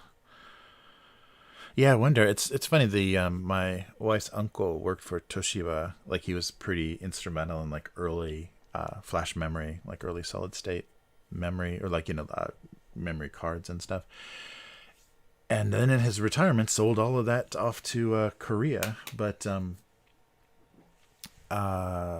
he was talking a little bit about how you can only push certain technology so far, and then there has to be an innovation, and the company has to see that's actually going to, be able to enter the marketplace and be competitive and be reliable and all that stuff. Like we're having it's like Samsung in Korea they're a little reckless and aggressive. And I think that's why you're having like the Samsung, phones catching on fire and stuff, because they'll risk pushing things a little harder or trying technologies to be competitive. They're a little less conservative in that way than other companies, so they're going to have more, epic fails when they're developing stuff. But that's just their style. How they've decided to be competitive is take more risks. I guess it's all closed. All right. Oh man, yeah, I can't imagine where things are going to be. Come on. What am I doing here? Very soon. Let's get on the right layer. Yeah, it's going to be interesting. Yeah, something like that. And the socks can just be... Pull this under the same monitor so I'm actually seeing what color I'm choosing. Socks could just be a weird gray, like a little off-white. And put a stripe on there or something. Yeah, there we go. And a blue t-shirt.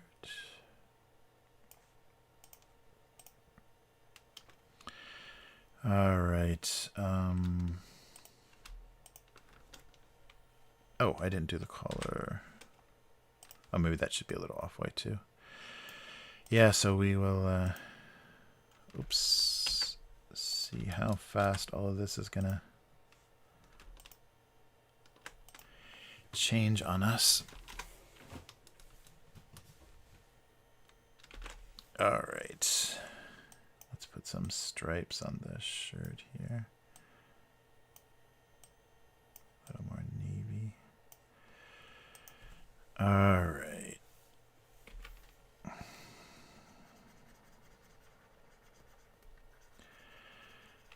Is it dark enough? I can go back and redraw. Yeah, let's see.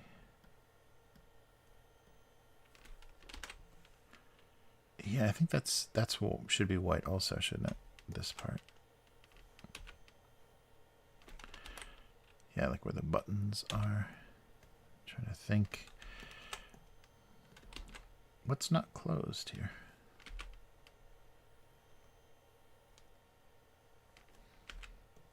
There we go. And maybe one more down here. There we go. Oh, a little thicker.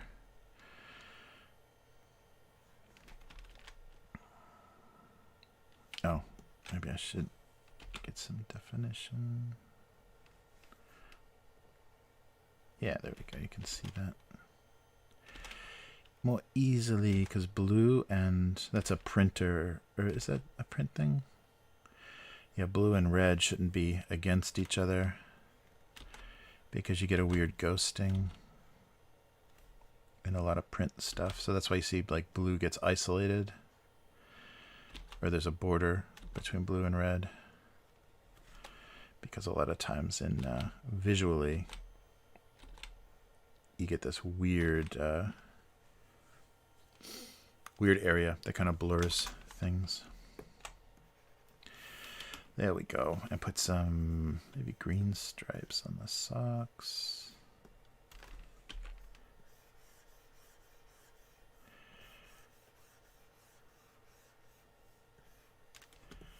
Nice. Oh, maybe some blue stripes on the shirt.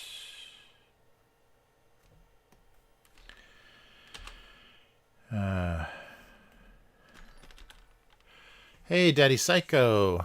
Oh, nice. Getting rated. Thank you. That's right. Thank you. I think you hit me before. I appreciate it. All right.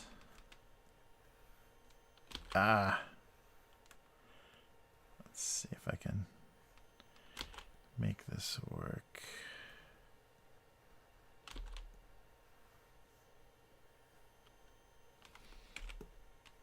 There we go.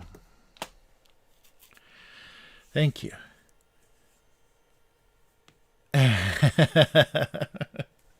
Nice. Appreciate it. That's great. All right. So there's a couple of famous internet shirts. All right. There we go.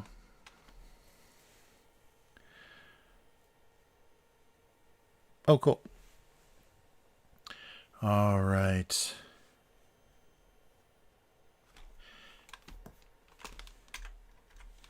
Yeah, so thanks for watching on Twitch.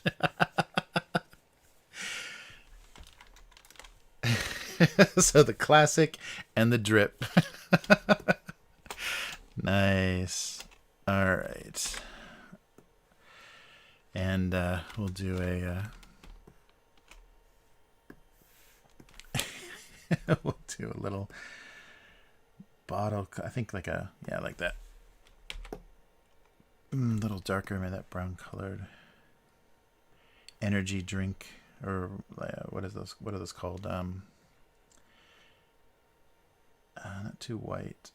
Yeah, maybe a little orange. There we go.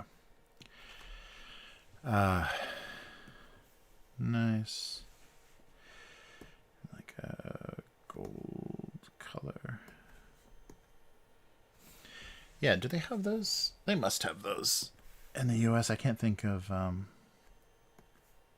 but like, you know, the 5-hour energy, those are like plasticky bottles, but the kind of vitamin tonics that they have here are always in these weird little like bottles you're supposed to just shoot down. Okay, and then this can be some other kind of off-color glass.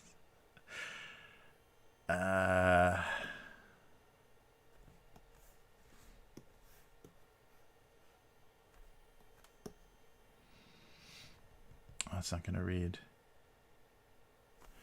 Maybe very, very light blue is probably better. Yeah, that'll read more like glass. And to be rejecting some kind of gold color. There we go. So cap size, lid size jokes. Oh, I didn't do, yeah, I'm going to do the shadows on these guys as well. So give it some three-dimensional.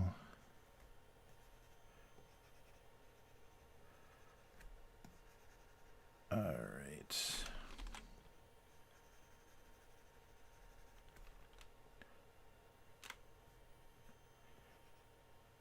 Yeah, that helps.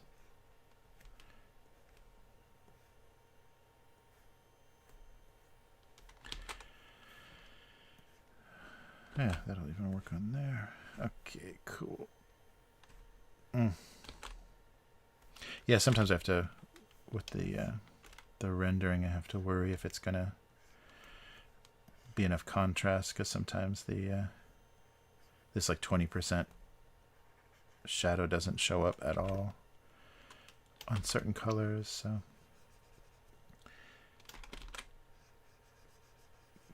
yeah, I've got to do something to make it work. But yeah, I think it's going okay on both of these.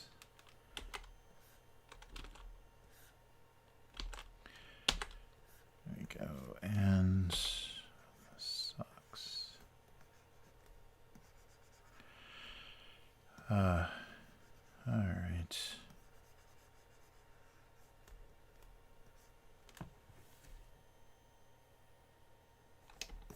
Cool. Sorry, I have the keyboard. I got the keyboard sound less. I've got the microphone up higher to try to get it away from the desk, so you're not hearing my keyboard shortcuts clicking so much, because it's a mechanical keyboard, so it's a little noisier than than it should be, or than it could be.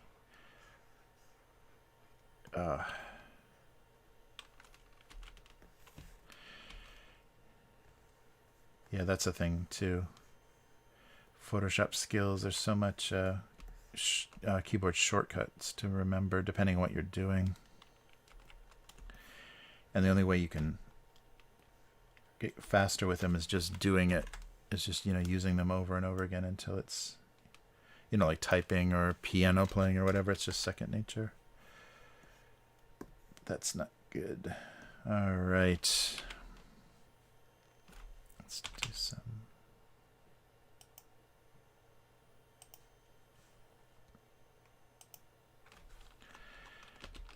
Oh.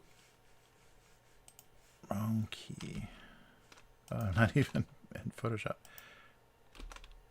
Yeah, I think it's got to be over here.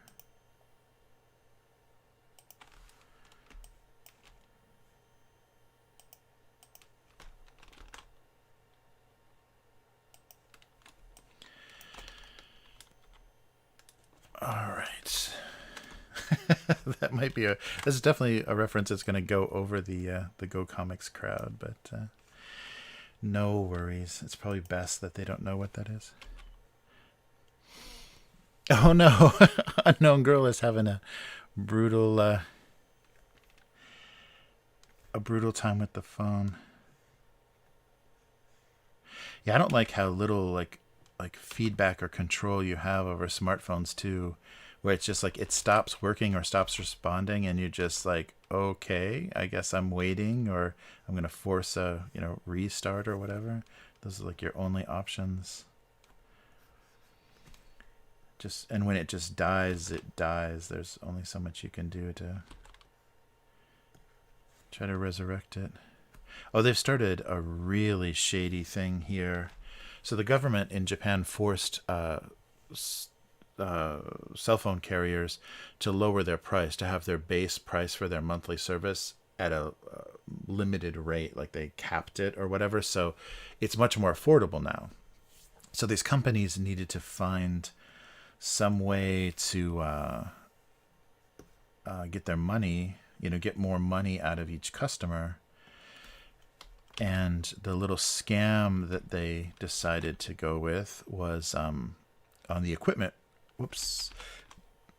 On the equipment rental, or the how the cell phone carriers help to supplement. It's not supplement. It's they kind of mitigate the cost of the phone. There's a better word for it.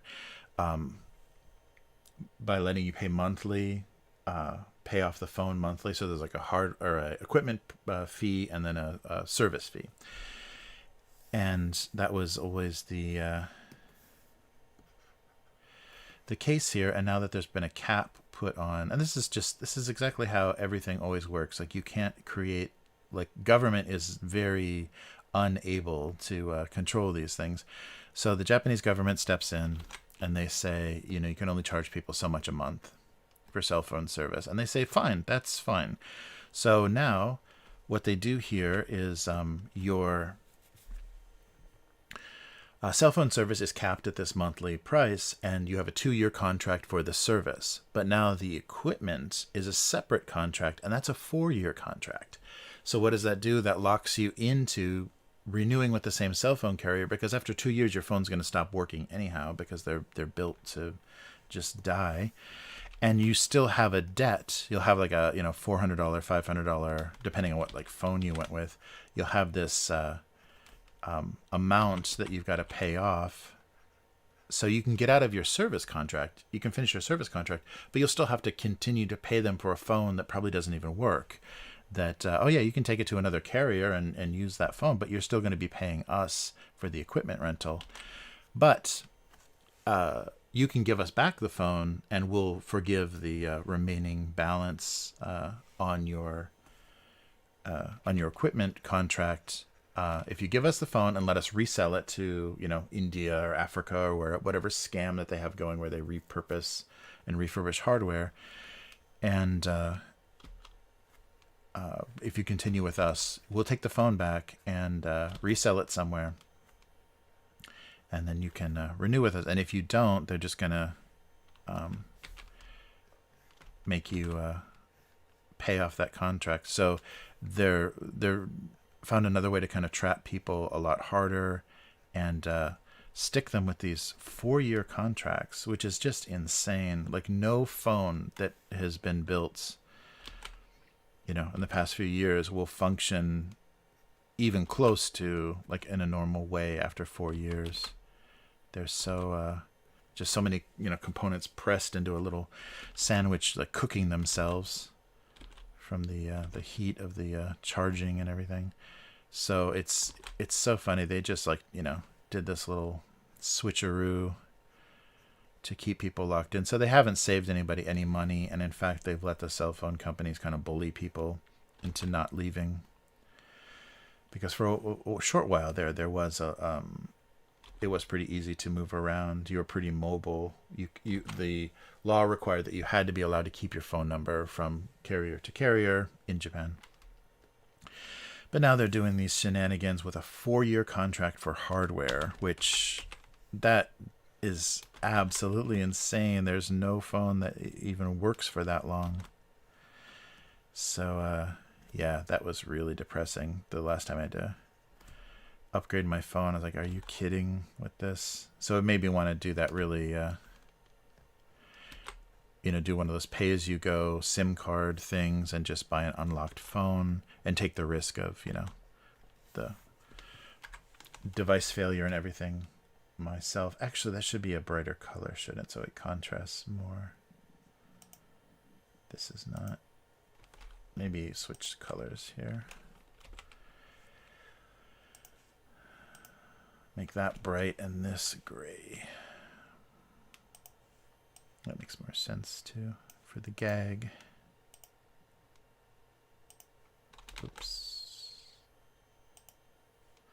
So who knows what these things are? Hey, Joe.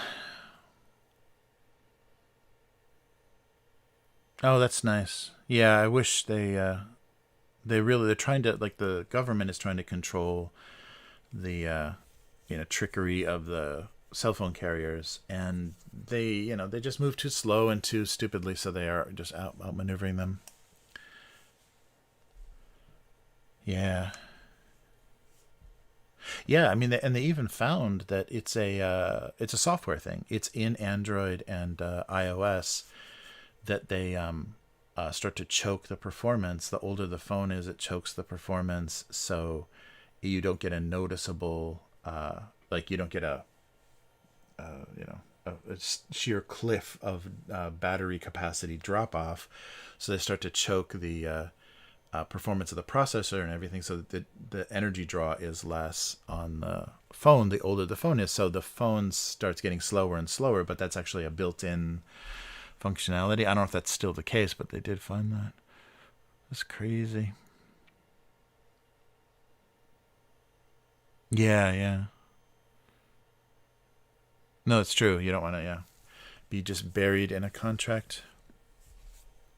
Yeah, it's so funny. Yeah, free messages and phone calls. It's so funny how that. Do you remember if you see like old TV commercials for cell phones, they give you the price per text message or whatever. It's only 2 cents per text message or whatever. Can you imagine the day when people, had 100 text messages actually like cost them money? And I'm sure with some companies in some places, that's still the case. They're still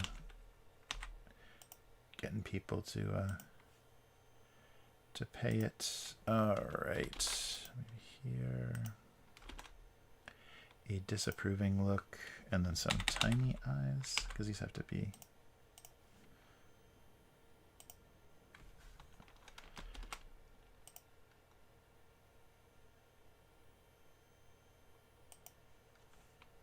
Oh, yeah, this is not gonna go well. Okay, there we go. All right, I think we're all toned up. Nice. Yeah. It's so crazy. Like you're paying per text message, and it was like receiving too or something. There was like something where you could really get into trouble. You didn't want to have like a heated argument on on text messages. Nice.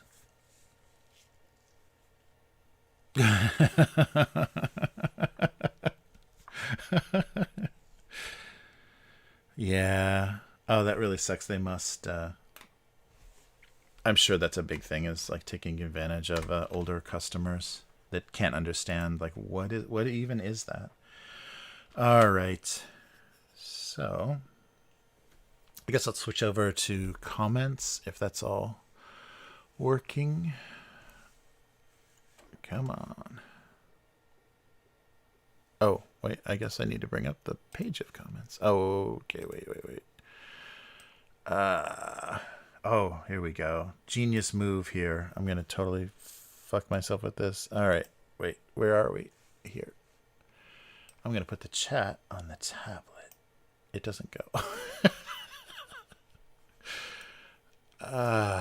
Heavy, maybe just that window. Okay. Fit in. There we go.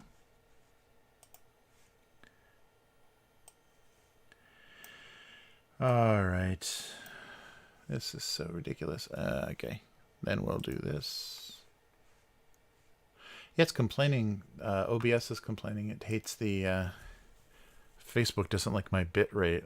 So I need to slow down the bit rate just to live stream to Facebook. I don't think anyone's going to do that. There we go. Oh, I wish John was here. See what the comments are like for the Dune reference. Oh, I'm going to cheat a little bit. Do a little bit of advanced convenience store. But I'll explain the fruity punch. Or at least this flavor. A little bit later. But I needed something just in case the spicy is too spicy. Ooh, that's good. Wow. It's fruity. All right. So yeah, last Tuesday. Oh wait, let's make sure. Let's make sure that the new one. Oh, the new one is up. Okay. So it just went out, so nobody's seen it yet. But yeah, the water could not be deceived, only self-deluded. All right, we'll see how that goes. And people checking my spelling or whatever. And then for the 4th, turmeric only knew that the spice must flow. No doubt you have time on your hands. Okay, I gotta mark this that I've seen it. What's happening when your lids... That's what happens when your lids are loose. Nice. Keep time in the house to put on cuts. After all, time... Oh, boo. Time heals all wounds. All right. Oh, Dune reference. Thank you. Chromosome. Got it. Chromosome got the Dune reference. Nice. All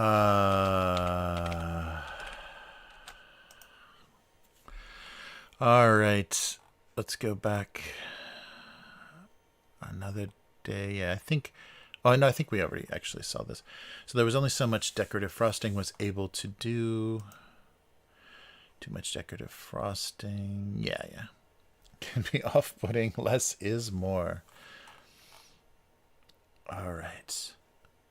Yeah, so we won't see the other one until before. So, yeah, the spice. Oh, here we go. So, 2017. Needing this amount of sugar hurt his confidence as a drink mix.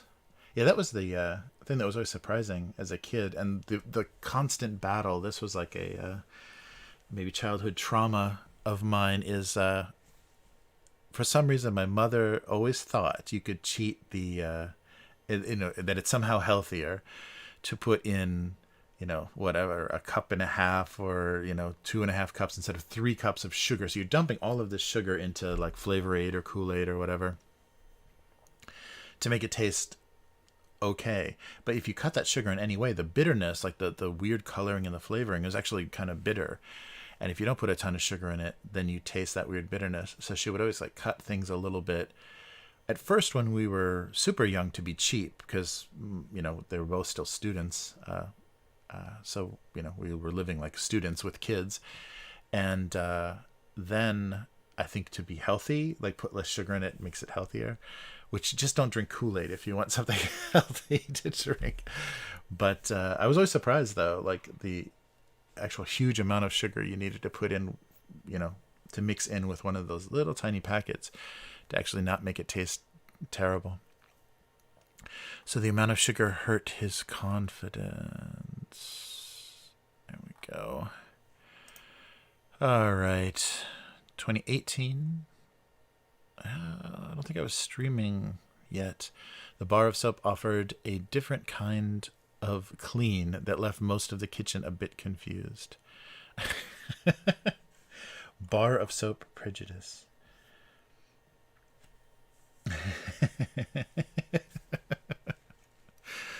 All right. Oh, let me mark these. Yeah, I'm curious how random the random is, if I'll keep coming up to the same. 2007. Oh, there we go. There's a little marker drawing. It finally occurred to him that blowing air didn't solve anything. I think I got the color right. I think that looks more like, like insect spray or whatever. It doesn't look like, keyboard cleaner or whatever. I'm thinking of the, the air cleaner for PCs. Blowing air didn't solve anything. Oh, another 2006. This is one of the obviously early Starbucks. The decaffeinated soy latte no longer understood his purpose. So no milk, no calcium, no caffeine, no nothing. 2013. Neither of them could admit they hadn't received a page in decades. Yeah, I still remember late 90s. When we set up the internet company, we could have the servers page us if they went down. Like we have a service where if one of our servers went down, we would get a page. So we got these super cheap. I think I had like a translucent purple pager. Like you just got the cheapest whatever junk they would give you. So, but I was carrying a pager. I literally still had a pager in like the late 90s because for server uptime, we needed to know like when things went down. So I get pages from a crashed server or an offline server in the 90s. So out of date. All right. 2018. A sharper cheddar would have understood the real reason for his lack of control. Oh, that's rough. I can understand why there's no comments. A controller-shaped piece of cheddar. Yeah, that's a little too punny.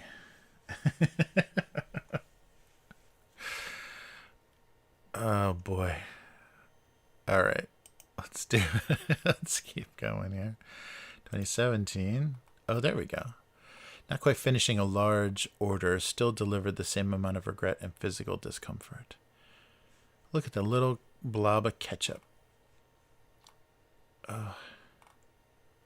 Yeah. Back where there was, a little bit more intricate scene building. Oh, Christmas mug. Marshmallows weren't exactly the game changer he had hoped for. Marshmallows as game changer. We always look to the outside for change, then complain when we don't get the change we wanted. Curiouser and curiouser. Nice. Tamron. Coming through with the... Oh, wait. Is there a reply or something? Oh, there we go. It meant hot chocolate instead of coffee. That's a change, isn't it? Oh, nice. Marshmallows and coffee would be pretty brutal. Oh, there's my black plastic bag. It must be a garbage juice joke. I think I threatened one of these before. Their only social interaction was a strange intermingling of garbage juices. Only one my like. Nobody likes my garbage juice joke. Of course. Sharing baggy fluids. Not my bag, man. Ew. So almost a decade into the future. Your comment is read. Oh yeah, here's obviously I'm in Japan by 2018. Oh, wow, yeah, that's a true thing. Yeah, so drawing miso soup and bowls of rice. Their presence at every meal was more out of obligation than desire. All right. And yeah, last one. A pack of chewing gum just didn't need this level of purchase documentation. All right. Yeah, I think that was after the what was it? Rite Aid or whatever started doing those like couple foot long receipts, and so anything you bought would have like coupons and all kinds of nonsense printed out on it. And so this was my gag too. Every time I did a receipt, like a cash register receipt or whatever, I always did that pink line of almost out of paper, because yeah, everything is almost always out. Oh, CVS, that's right, CVS, not Rite Aid. Yeah, a CVS receipt. That guy got it. 11 months ago. Oh, 11 months ago. Oh, wow, yeah. So he read it. This is a 2017, but he actually read it many years after. Wow. That's funny. So people are still, that's nice. People are still like digging through the old archive. At least Odie the dog is. Yeah, so if you notice, yeah, every time I draw a receipt, I always put that weird purple or that pinkish out of paper mark on it. I don't even know if they do that anymore, because I'm not sure if that is even a thing, but for the heat, what is that? The paper that they just print, it's not ink, they actually just hit it with heat to produce, because that's why you can take it. If you put it anywhere hot or anything, the receipt just turns all. Or if you put it in your pocket and it's like creates enough friction, it just turns the whole paper black, because it's like a heat transfer. Printing, I forget what that's called. But yeah, I'm not sure if they even have those pink lines, but I always remembered those. All right. Yeah, everyone can click random. From from the interface, because I'm just coming in. I mean, I have an account as the creator, so it's a free account, but I have the same control over, or same interface as just the normal readers, so people can sit and like click random. Oh, I should mark. Did I mark this as red? Yeah, I did. So yeah, that's possible. I don't know. I don't think a lot of people do it. I think from the feeling I get, like when the comments come in, it seems like most people just read these out of their email. So you can, if you're like the premium member on GoComics, you can pick a list of stuff and it'll just be sent to your email. So then you can just read your favorites every day out of your email client and interact with them there. And I have a feeling, because of how immediate a lot of the response is, that's what a lot of people do. But nice, yeah. If Odie found that some way, then maybe dug back into the archive. I've had a few people say that they found the cartoon and then spent the next few days just like digging back through the archive, because some of them, like there's some gems in there, some that'll make you laugh, but some that are kind of dead. So just going back and reading like 20 at a time or whatever, there'll be one will be funny, but yeah, for the most part, there's always some clunkers in there, as they say. All right. Well, let's do the convenience store thing next, so I can get my blood sugar up for the writing part. So there we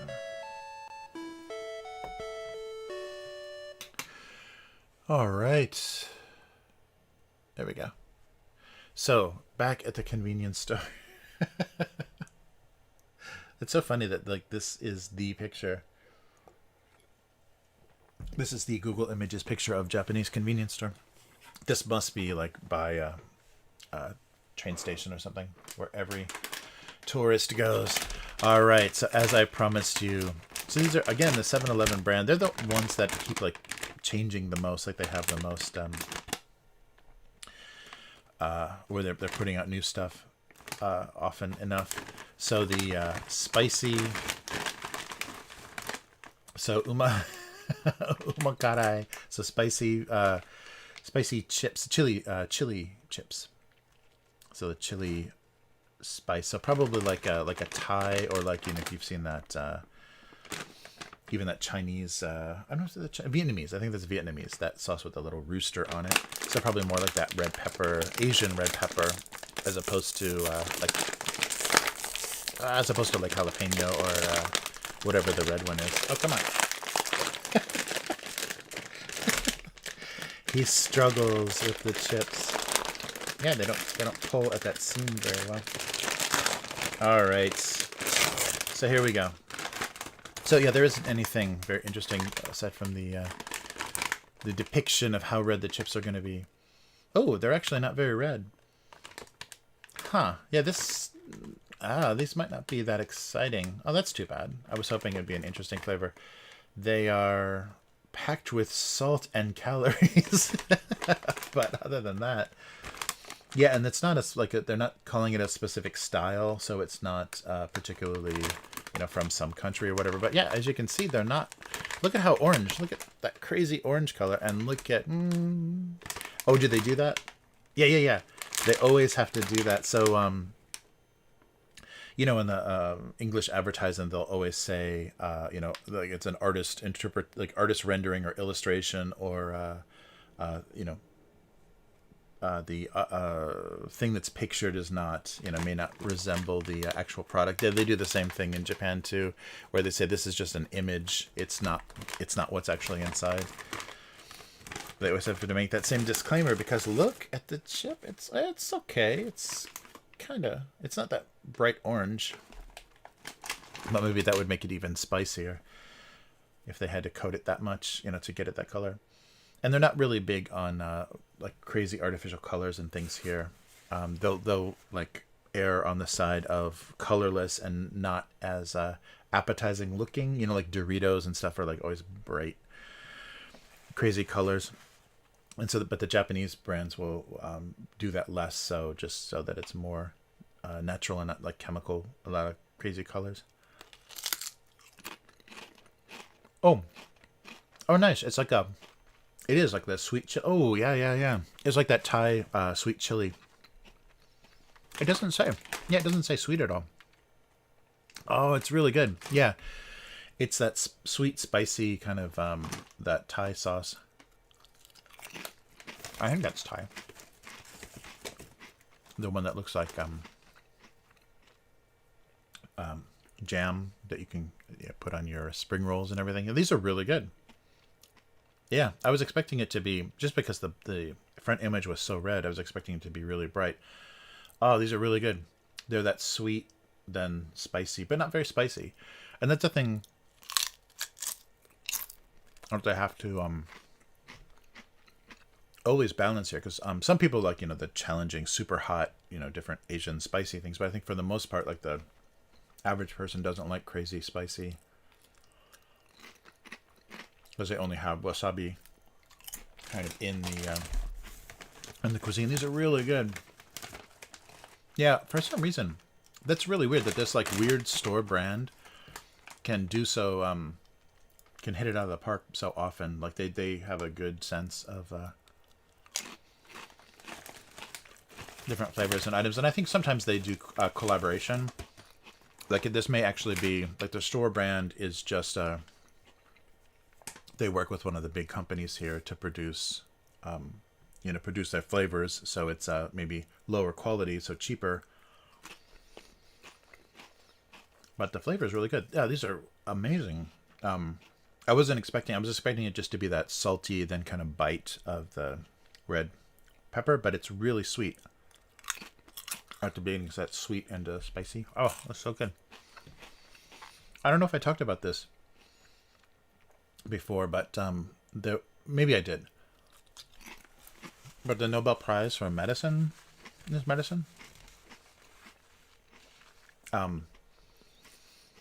went to this 90-year-old Japanese researcher, and his field of research was the connection between certain flavors and the kind of place in the on neurons, the the calcium channel on a neuron, where it interacts, like how it creates. So I guess wherever a neuron responds, like the calcium channel that the actual chemical stimulus reacts to, determines like how it's going to stimulate your brain, like what kind of impulse it's sending.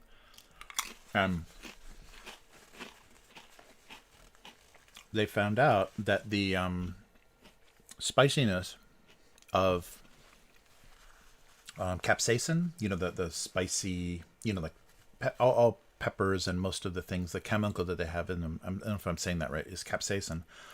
That spicy element. So they isolate that chemical and they use that a lot for research, for pain research and things.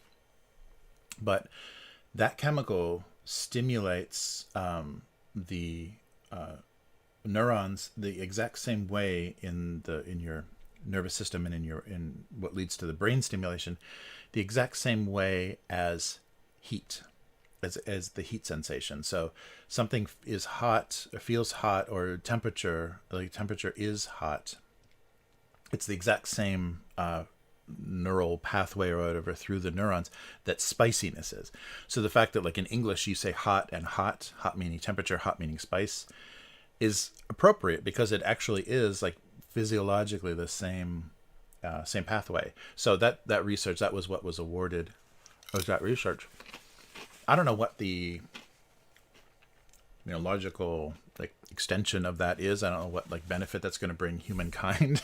But I thought that was interesting, and the professor at the university was also saying, so they found that relationship, and they also found out that things like mustard and wasabi are the same, like kind of the same calcium channels in neurons, the same pathway as the pain from cold.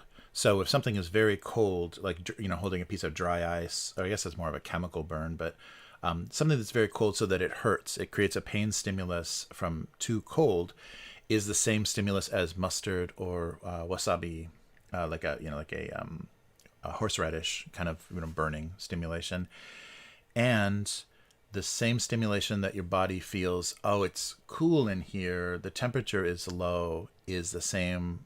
Is equivalent to the stimulation of mint. So those things, like how we've kind of, you see mint always portrayed as cool and icy and, brisk or whatever. That's because there is that equivalent. Like there's actually like proof now that is how your brain interprets it as well, or your nervous system interprets it as well. So it's very funny. It's a very odd thing that those things are just the same stimulation. So that means either we're the vocabulary or the number of ways that you can stimulate the nervous system maybe not that complicated or not that infinite. So there's going to be a lot of overlap. But so that's what the Nobel Prize, I think maybe I talked about this before in the stream, but this has almost nothing on it. Okay, so there's like your quality, there's your lack of quality control. Probably just no flavor. Oh yeah, there's some chips in here.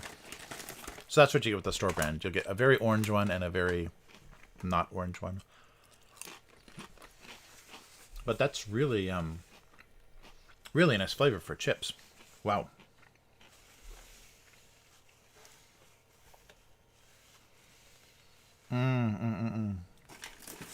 Good stuff. Yeah, these are really good. I'm surprised. I thought it was just going to be straight hot, but yeah, yummy. Yummy spiciness. So it is in like an Asian palate. Look, I think people like the combination of a little sweet into spicy, and I can't tell. It's just that I don't know what that sweetness is though. If it's like a honey or like some kind of like syrup or something, because it doesn't taste like a sugar sweet, but there's like that little sweetness and then spicy. So yeah, like Thai, like if you've ever had that Thai chili sauce. All right. Well, enough of that. So yeah, sorry if I'm repeating myself with that, but I thought that was so interesting, and because we're talking about spicy something, it's fun. All right, so let's do this. Hey, we're back.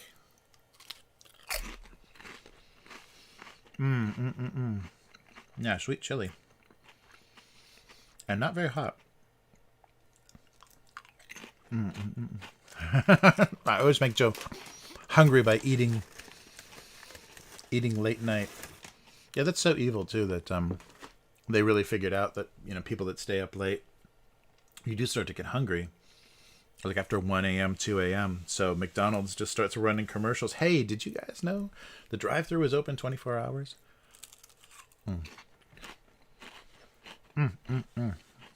That's good.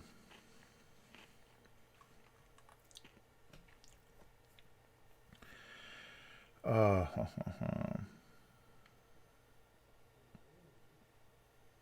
oh, nice.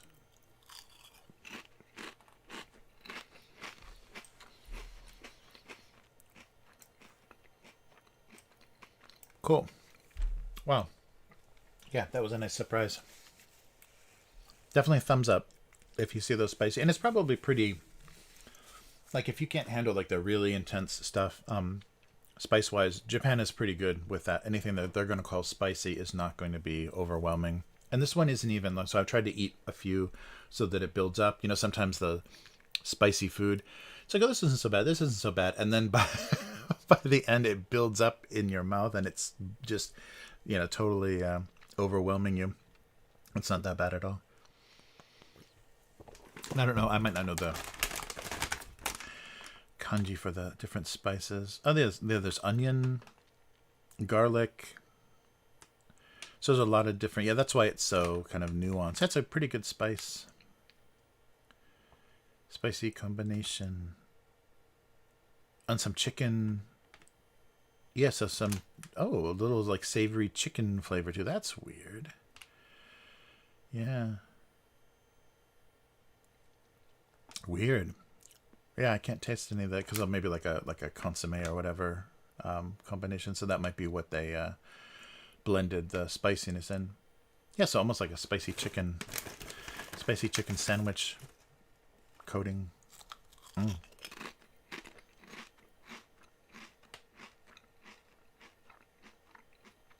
Lots of different powders. Chili powder. Sorry, I mean to keep going on and on about these chips. But yeah, it's a pretty good bet that they'll have nice. And they're not that crazy, that flavor. Like I showed you some of it. It's not very evenly spread. But like Pringles or some of those chips that like that flavor, you get that flavor spike. You're like, oh, I got to taste that again. And you just like will go through a whole bag or a whole can of those chips because of how addictive they make that like grilled steak flavor or, you know, whatever they do for some of those chips. Oh,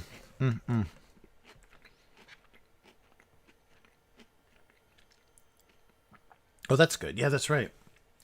I missed that. I think that happened after I wasn't living in the US, is they started doing all like breakfast, all day breakfast at fast food. That used to be such a thing. You know, you'd like be sleeping off a hangover and you try to wake up on a Sunday and get a greasy fast food breakfast, and I could never wake up anywhere near the time. If you were like drinking on Saturday night and then try to get some greasy breakfast to like hopefully level out your stomach, it's impossible. It's so funny it took them that long to do that. You know, that had been decades that they had been like limiting their breakfast hours and changing that menu and everything. But maybe it did involve their systems are so intricate. Maybe it did involve them making some major changes. All right. Uh-oh.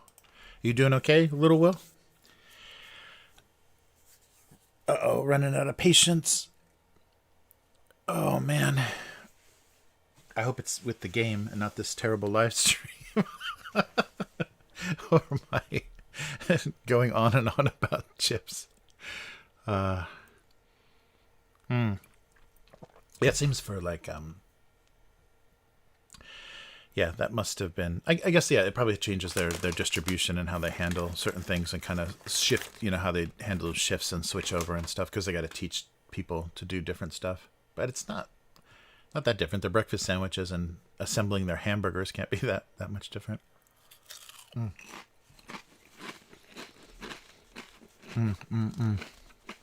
Oh, good. Good. All right, some writing. Some writing has to happen here. Oh. Well, good. I've got a good streak going now with the convenience store. Oh, sorry. And so Mitsuya, this is the cider company, the really old. They always put the year on there. The really old cider company in Japan, and they always have the different fruit flavors. So they change regional or seasonal fruits that always have a flavor. So the cider itself, the regular cider is just a very I don't know what it's supposed to be. I think it's supposed to be like a lemon flavor, but it doesn't quite taste like lemonade. It's a default flavor, but then they put fruit flavors into it, and it's always natural juice, so it's very good. Like, it's very interesting flavors. And regionally, mixed juice is like a fruit juice, like mixed fruit juice is very popular for some reason in Osaka. It's like the favorite. Every time there'll be flavors of things, there'll always be a mixed juice flavor because for some reason that's the favorite flavor of Osaka. So they did. So they have a fruit punch flavor, I think, to kind of fit that craving. And so this is apple, pineapple, peach, and what is that last?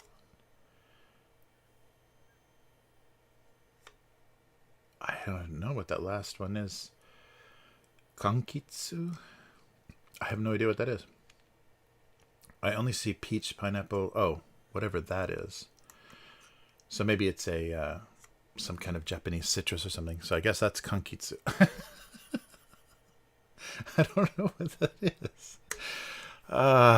Okay, let me let me do a quick look up.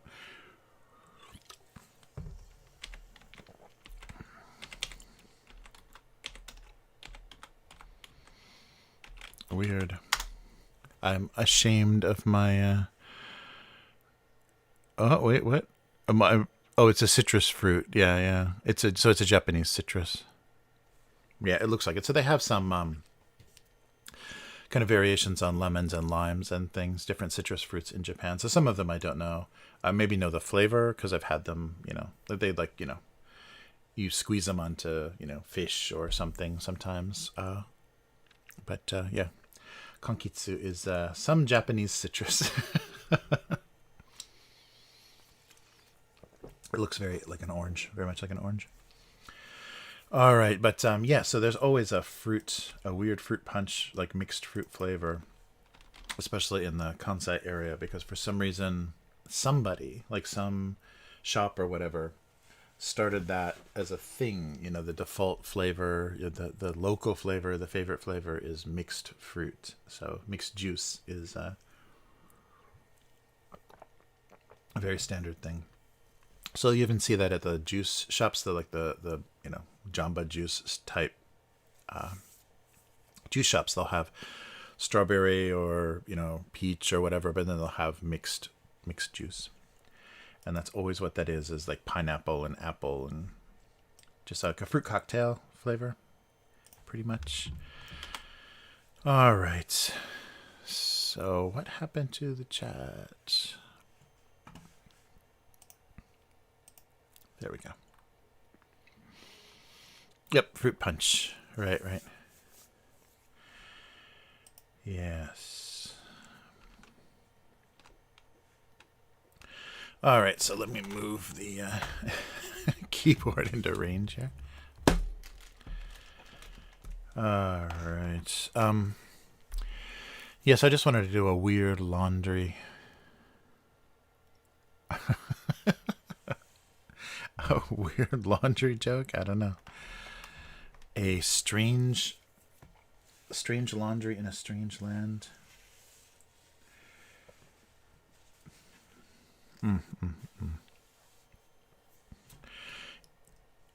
Laundry memes.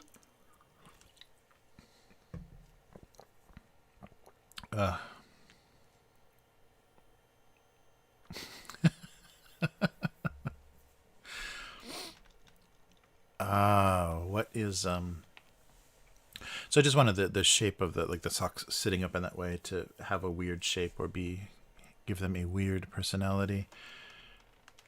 Or weird appearance. Let's see.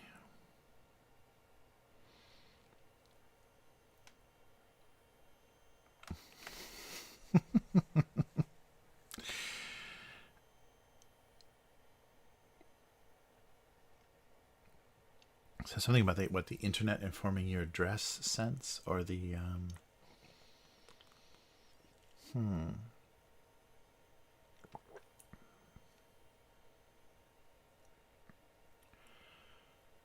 let's see. Yeah, just one to have the socks reacting to how strange it was. Some awareness, somewhat laundry awareness. Where's this going?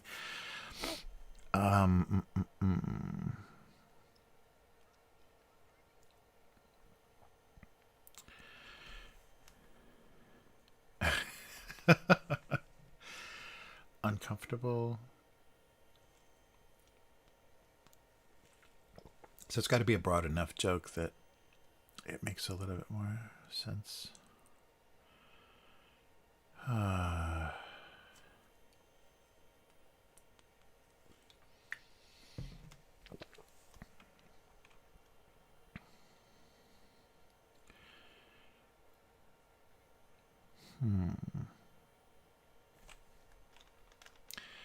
The yes, please summon Yum.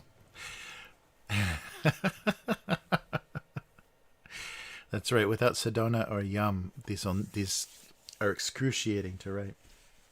That's funny. All right.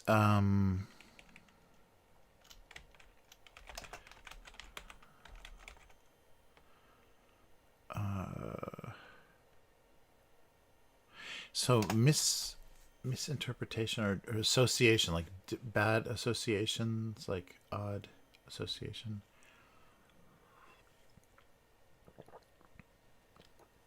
Certain laundry.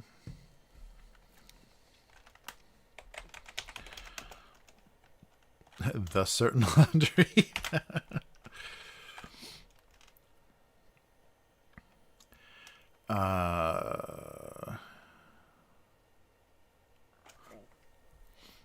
Oh, no, no problem, unknown girl. I appreciate just you being here. It's the moral support that I need most of all. All right.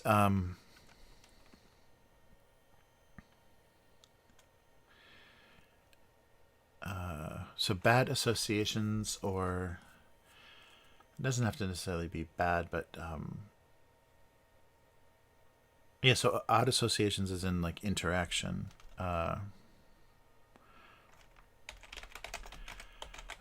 Suffer from odd association. Associations as in interactions.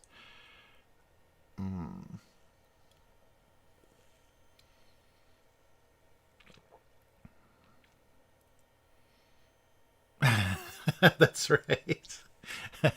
There can never be a pair of socks in the laundry. Come on.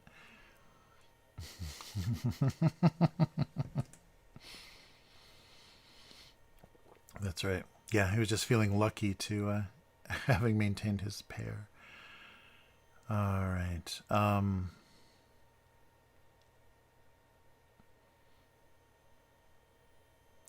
Yeah, not odd associations from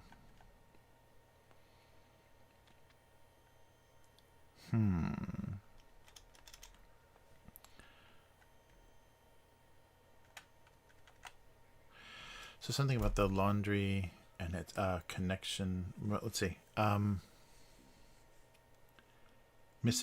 not misinterpret.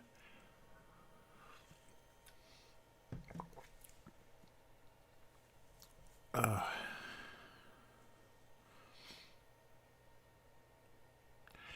simple pair of socks was not. was nothing compared to memeable laundry. A simple pair of socks.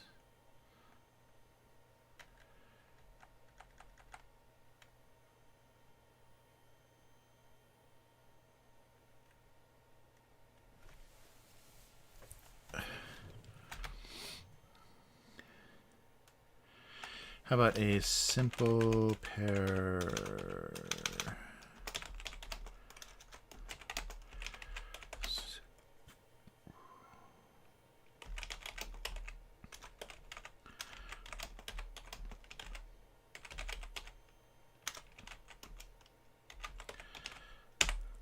Internet famous?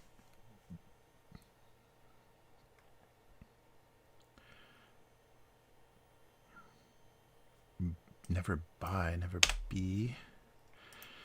A simple pair of socks could never be internet famous.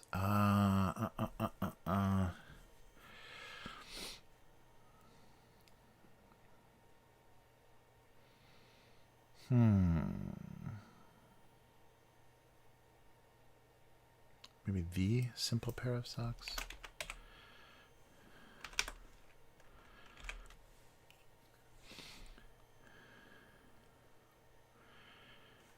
Let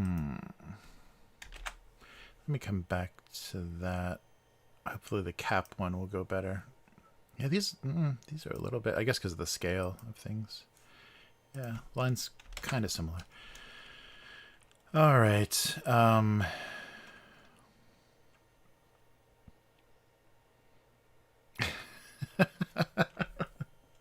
Abandon Islet.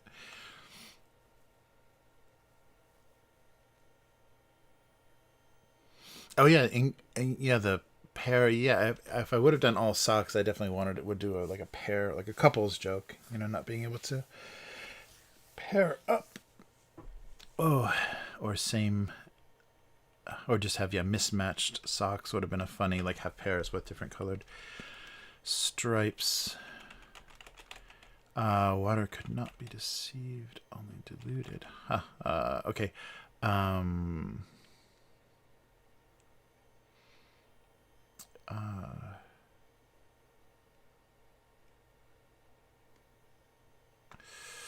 Yeah, so this is the joke, like dating somebody much younger or much small. I guess it's smaller instead of younger, but like much younger, just makes everything uncomfortable.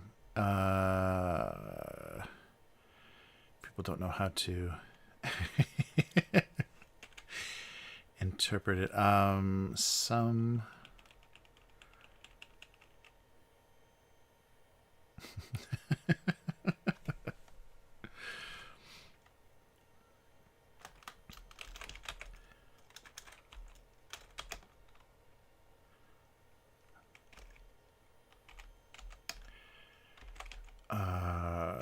choices. So not like a rebound relationship, or some lid choices.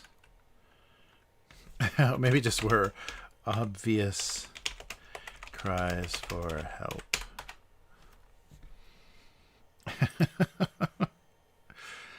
Some lid choices were obvious cries for help. Yeah, something about like being in an obviously not working or dysfunctional relationship, when something that would fit is right there.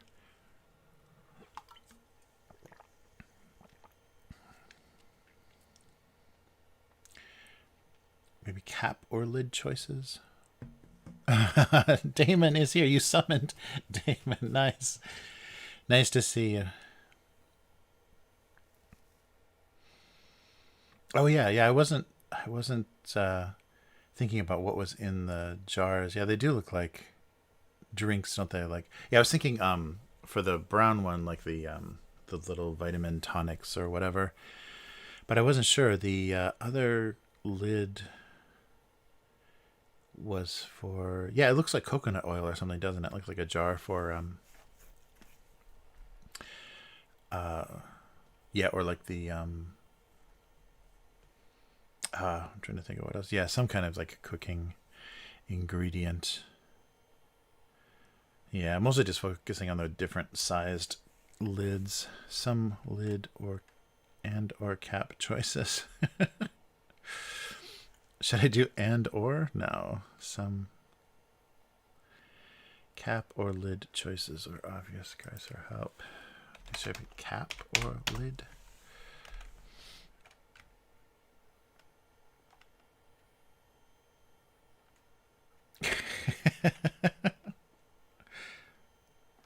Yeah, because you would call the bigger one would be a lid and it would be a cap.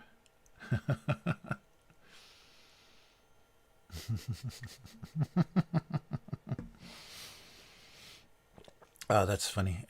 Everybody knows. And we don't have any, there's no sexual innuendo or anything in this live stream without yum. All right. Some cap or lid choices were obvious. Cap and lid, cap or lid.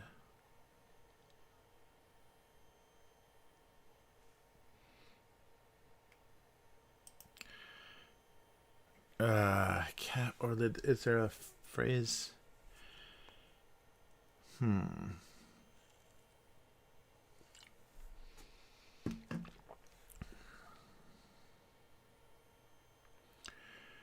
obvious cries for help.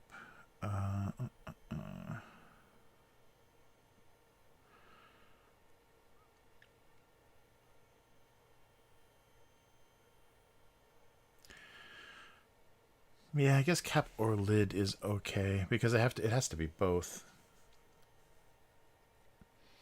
We're trying to oh,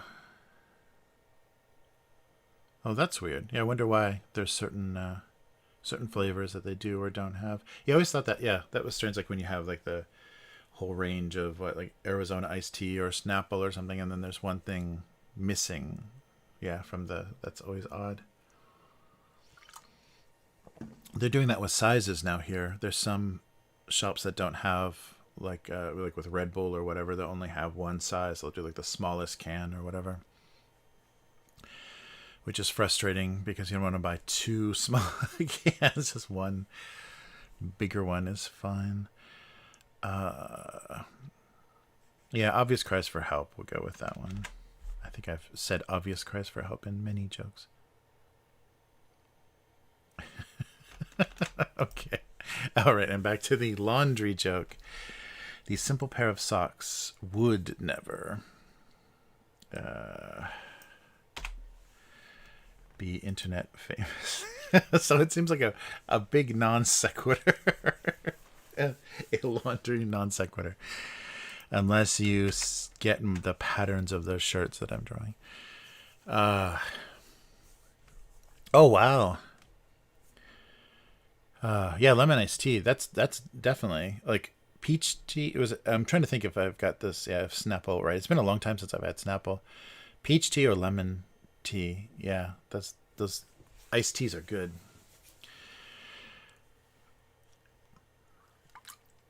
Oh yeah, the Arizona iced tea. They do that green tea, that really sweet green tea.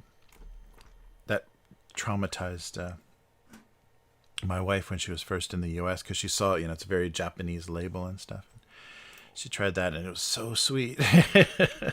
Because green tea is always, the idea is it's going to be bitter. It's not sweet. It'll have that bite to it. All right. I think that'll work.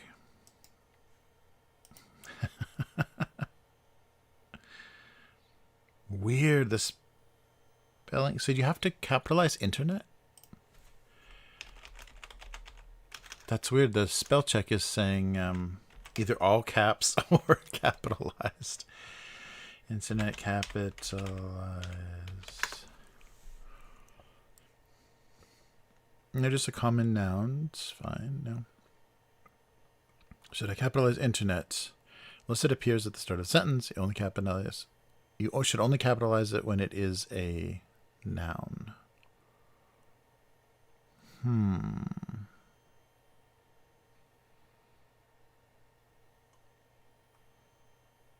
Yeah, recommend capitalizing the first letter of internet. Most publications. That's weird. Yeah, that's why. I guess that's why it's in here. Wow, that's weird. Internet famous. And maybe I'll put a hyphen in there too.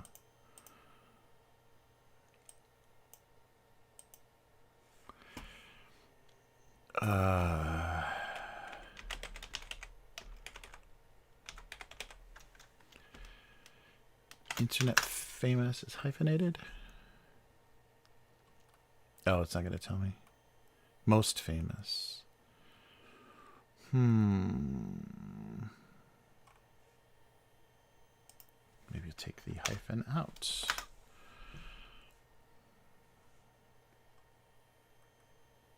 Oh, it's weird. It's giving me mostly like coding hyphens in internet code. Oh, no. Yeah, there's no hyphen. Okay.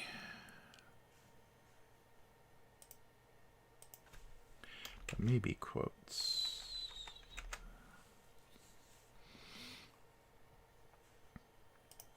All right. Internet famous. That works. The simple pair of socks would never be internet famous. Bum, bum, bum.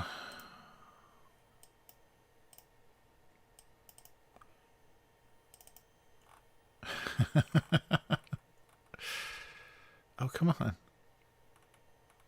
Where's the... Oh, there it is. It did an archive and broke it up into years, but it's not it's not complete. The last few years are still all lumped together. All right. So this will be the 16th.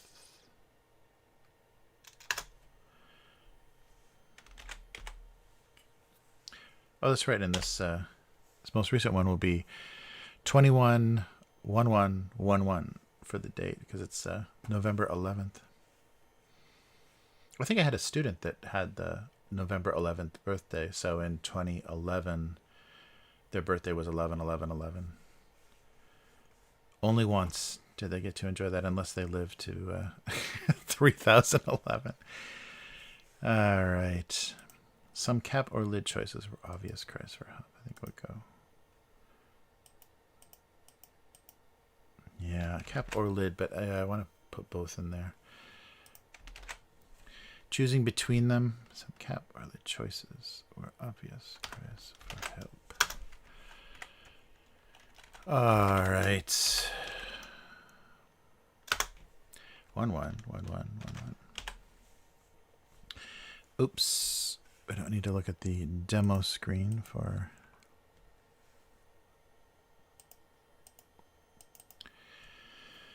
all right.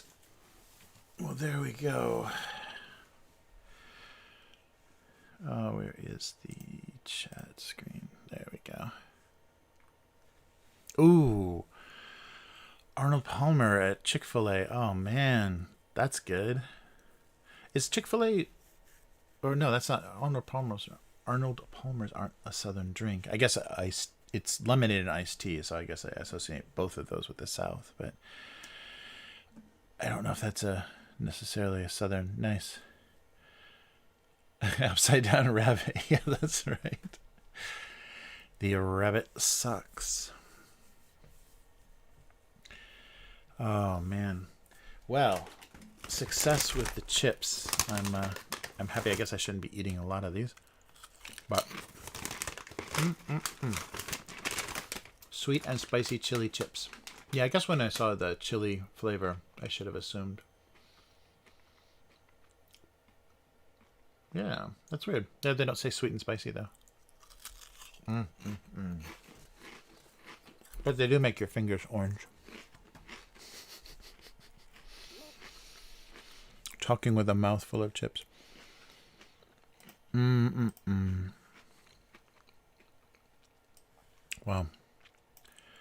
Well, excellent. Well, I guess that'll do it for this week. So thank you, everyone, for hanging out and joining. Yes, another good one. Thank God I wasn't traumatized by a butter-flavored chocolate or something. Something before. I'll try to be more positive. I'll try not to take risks with anything, so it can be a happier recommendation. But yeah, so I'll be online later this week with the weekly, and hopefully we'll have a real Chris instead of a JPEG. So sorry if that was shocking.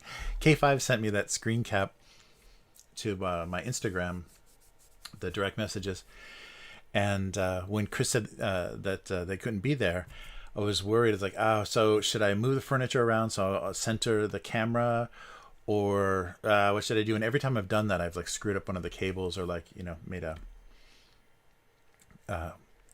like one of the cables shorted or did some damage. So like, I don't want to move stuff around. Just want to leave it as it is.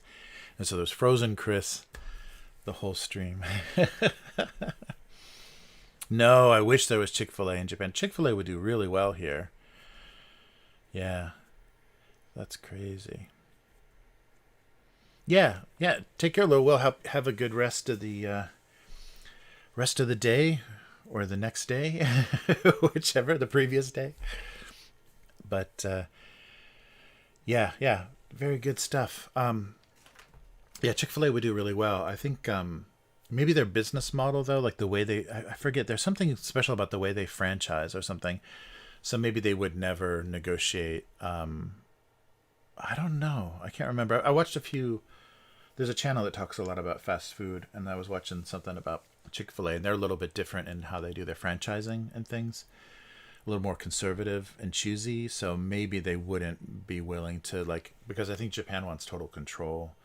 If they get a franchise, they want to be able to do, you know, wasabi chicken and whatever. And I don't think Chick-fil-A would go for that. But yeah, everybody take care.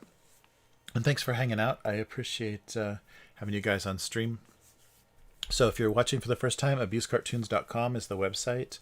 And Abuse Cartoons on all social media. Where we read the comments is gocomics.com/domesticabuse and patreon.com/abusecartoons.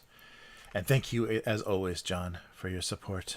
Yeah, I should buy a franchise and then just say, oh, actually, I do live in Japan, so we're going to be building it in Japan. Yeah, that would be, it would destroy. It would be really popular here because I think would be a perfect flavor for Japan. And the only, like, KFC, although we may be bullied and have windows smashed by KFC because KFC is pretty dominant here, but their chicken sandwiches are very hit or miss. They are always, you know, kind of experimenting. And but yeah, I think KFC would be brutal. Oh yeah. So send me the sound, Unknown Girl, when you get it, and I will replace the notification, the alert, with that sound. That'll be great. That'll make the make the alerts much more fun. All right. Well, take care, everyone, and I will see you again next week at this time. And you can see me later on Upturned Table. You can see me later on the weekly with Chris. And thanks again, K5, for that JPEG. That made it very funny for me to do a solo cast last week. So everyone, take care and have... Oh, send it to me. Oh, great. Oh, very cool. Well, I will look out for that directly. Yeah, that would be perfect. So, yeah, take care, everyone. Be safe, and see you again soon. All right.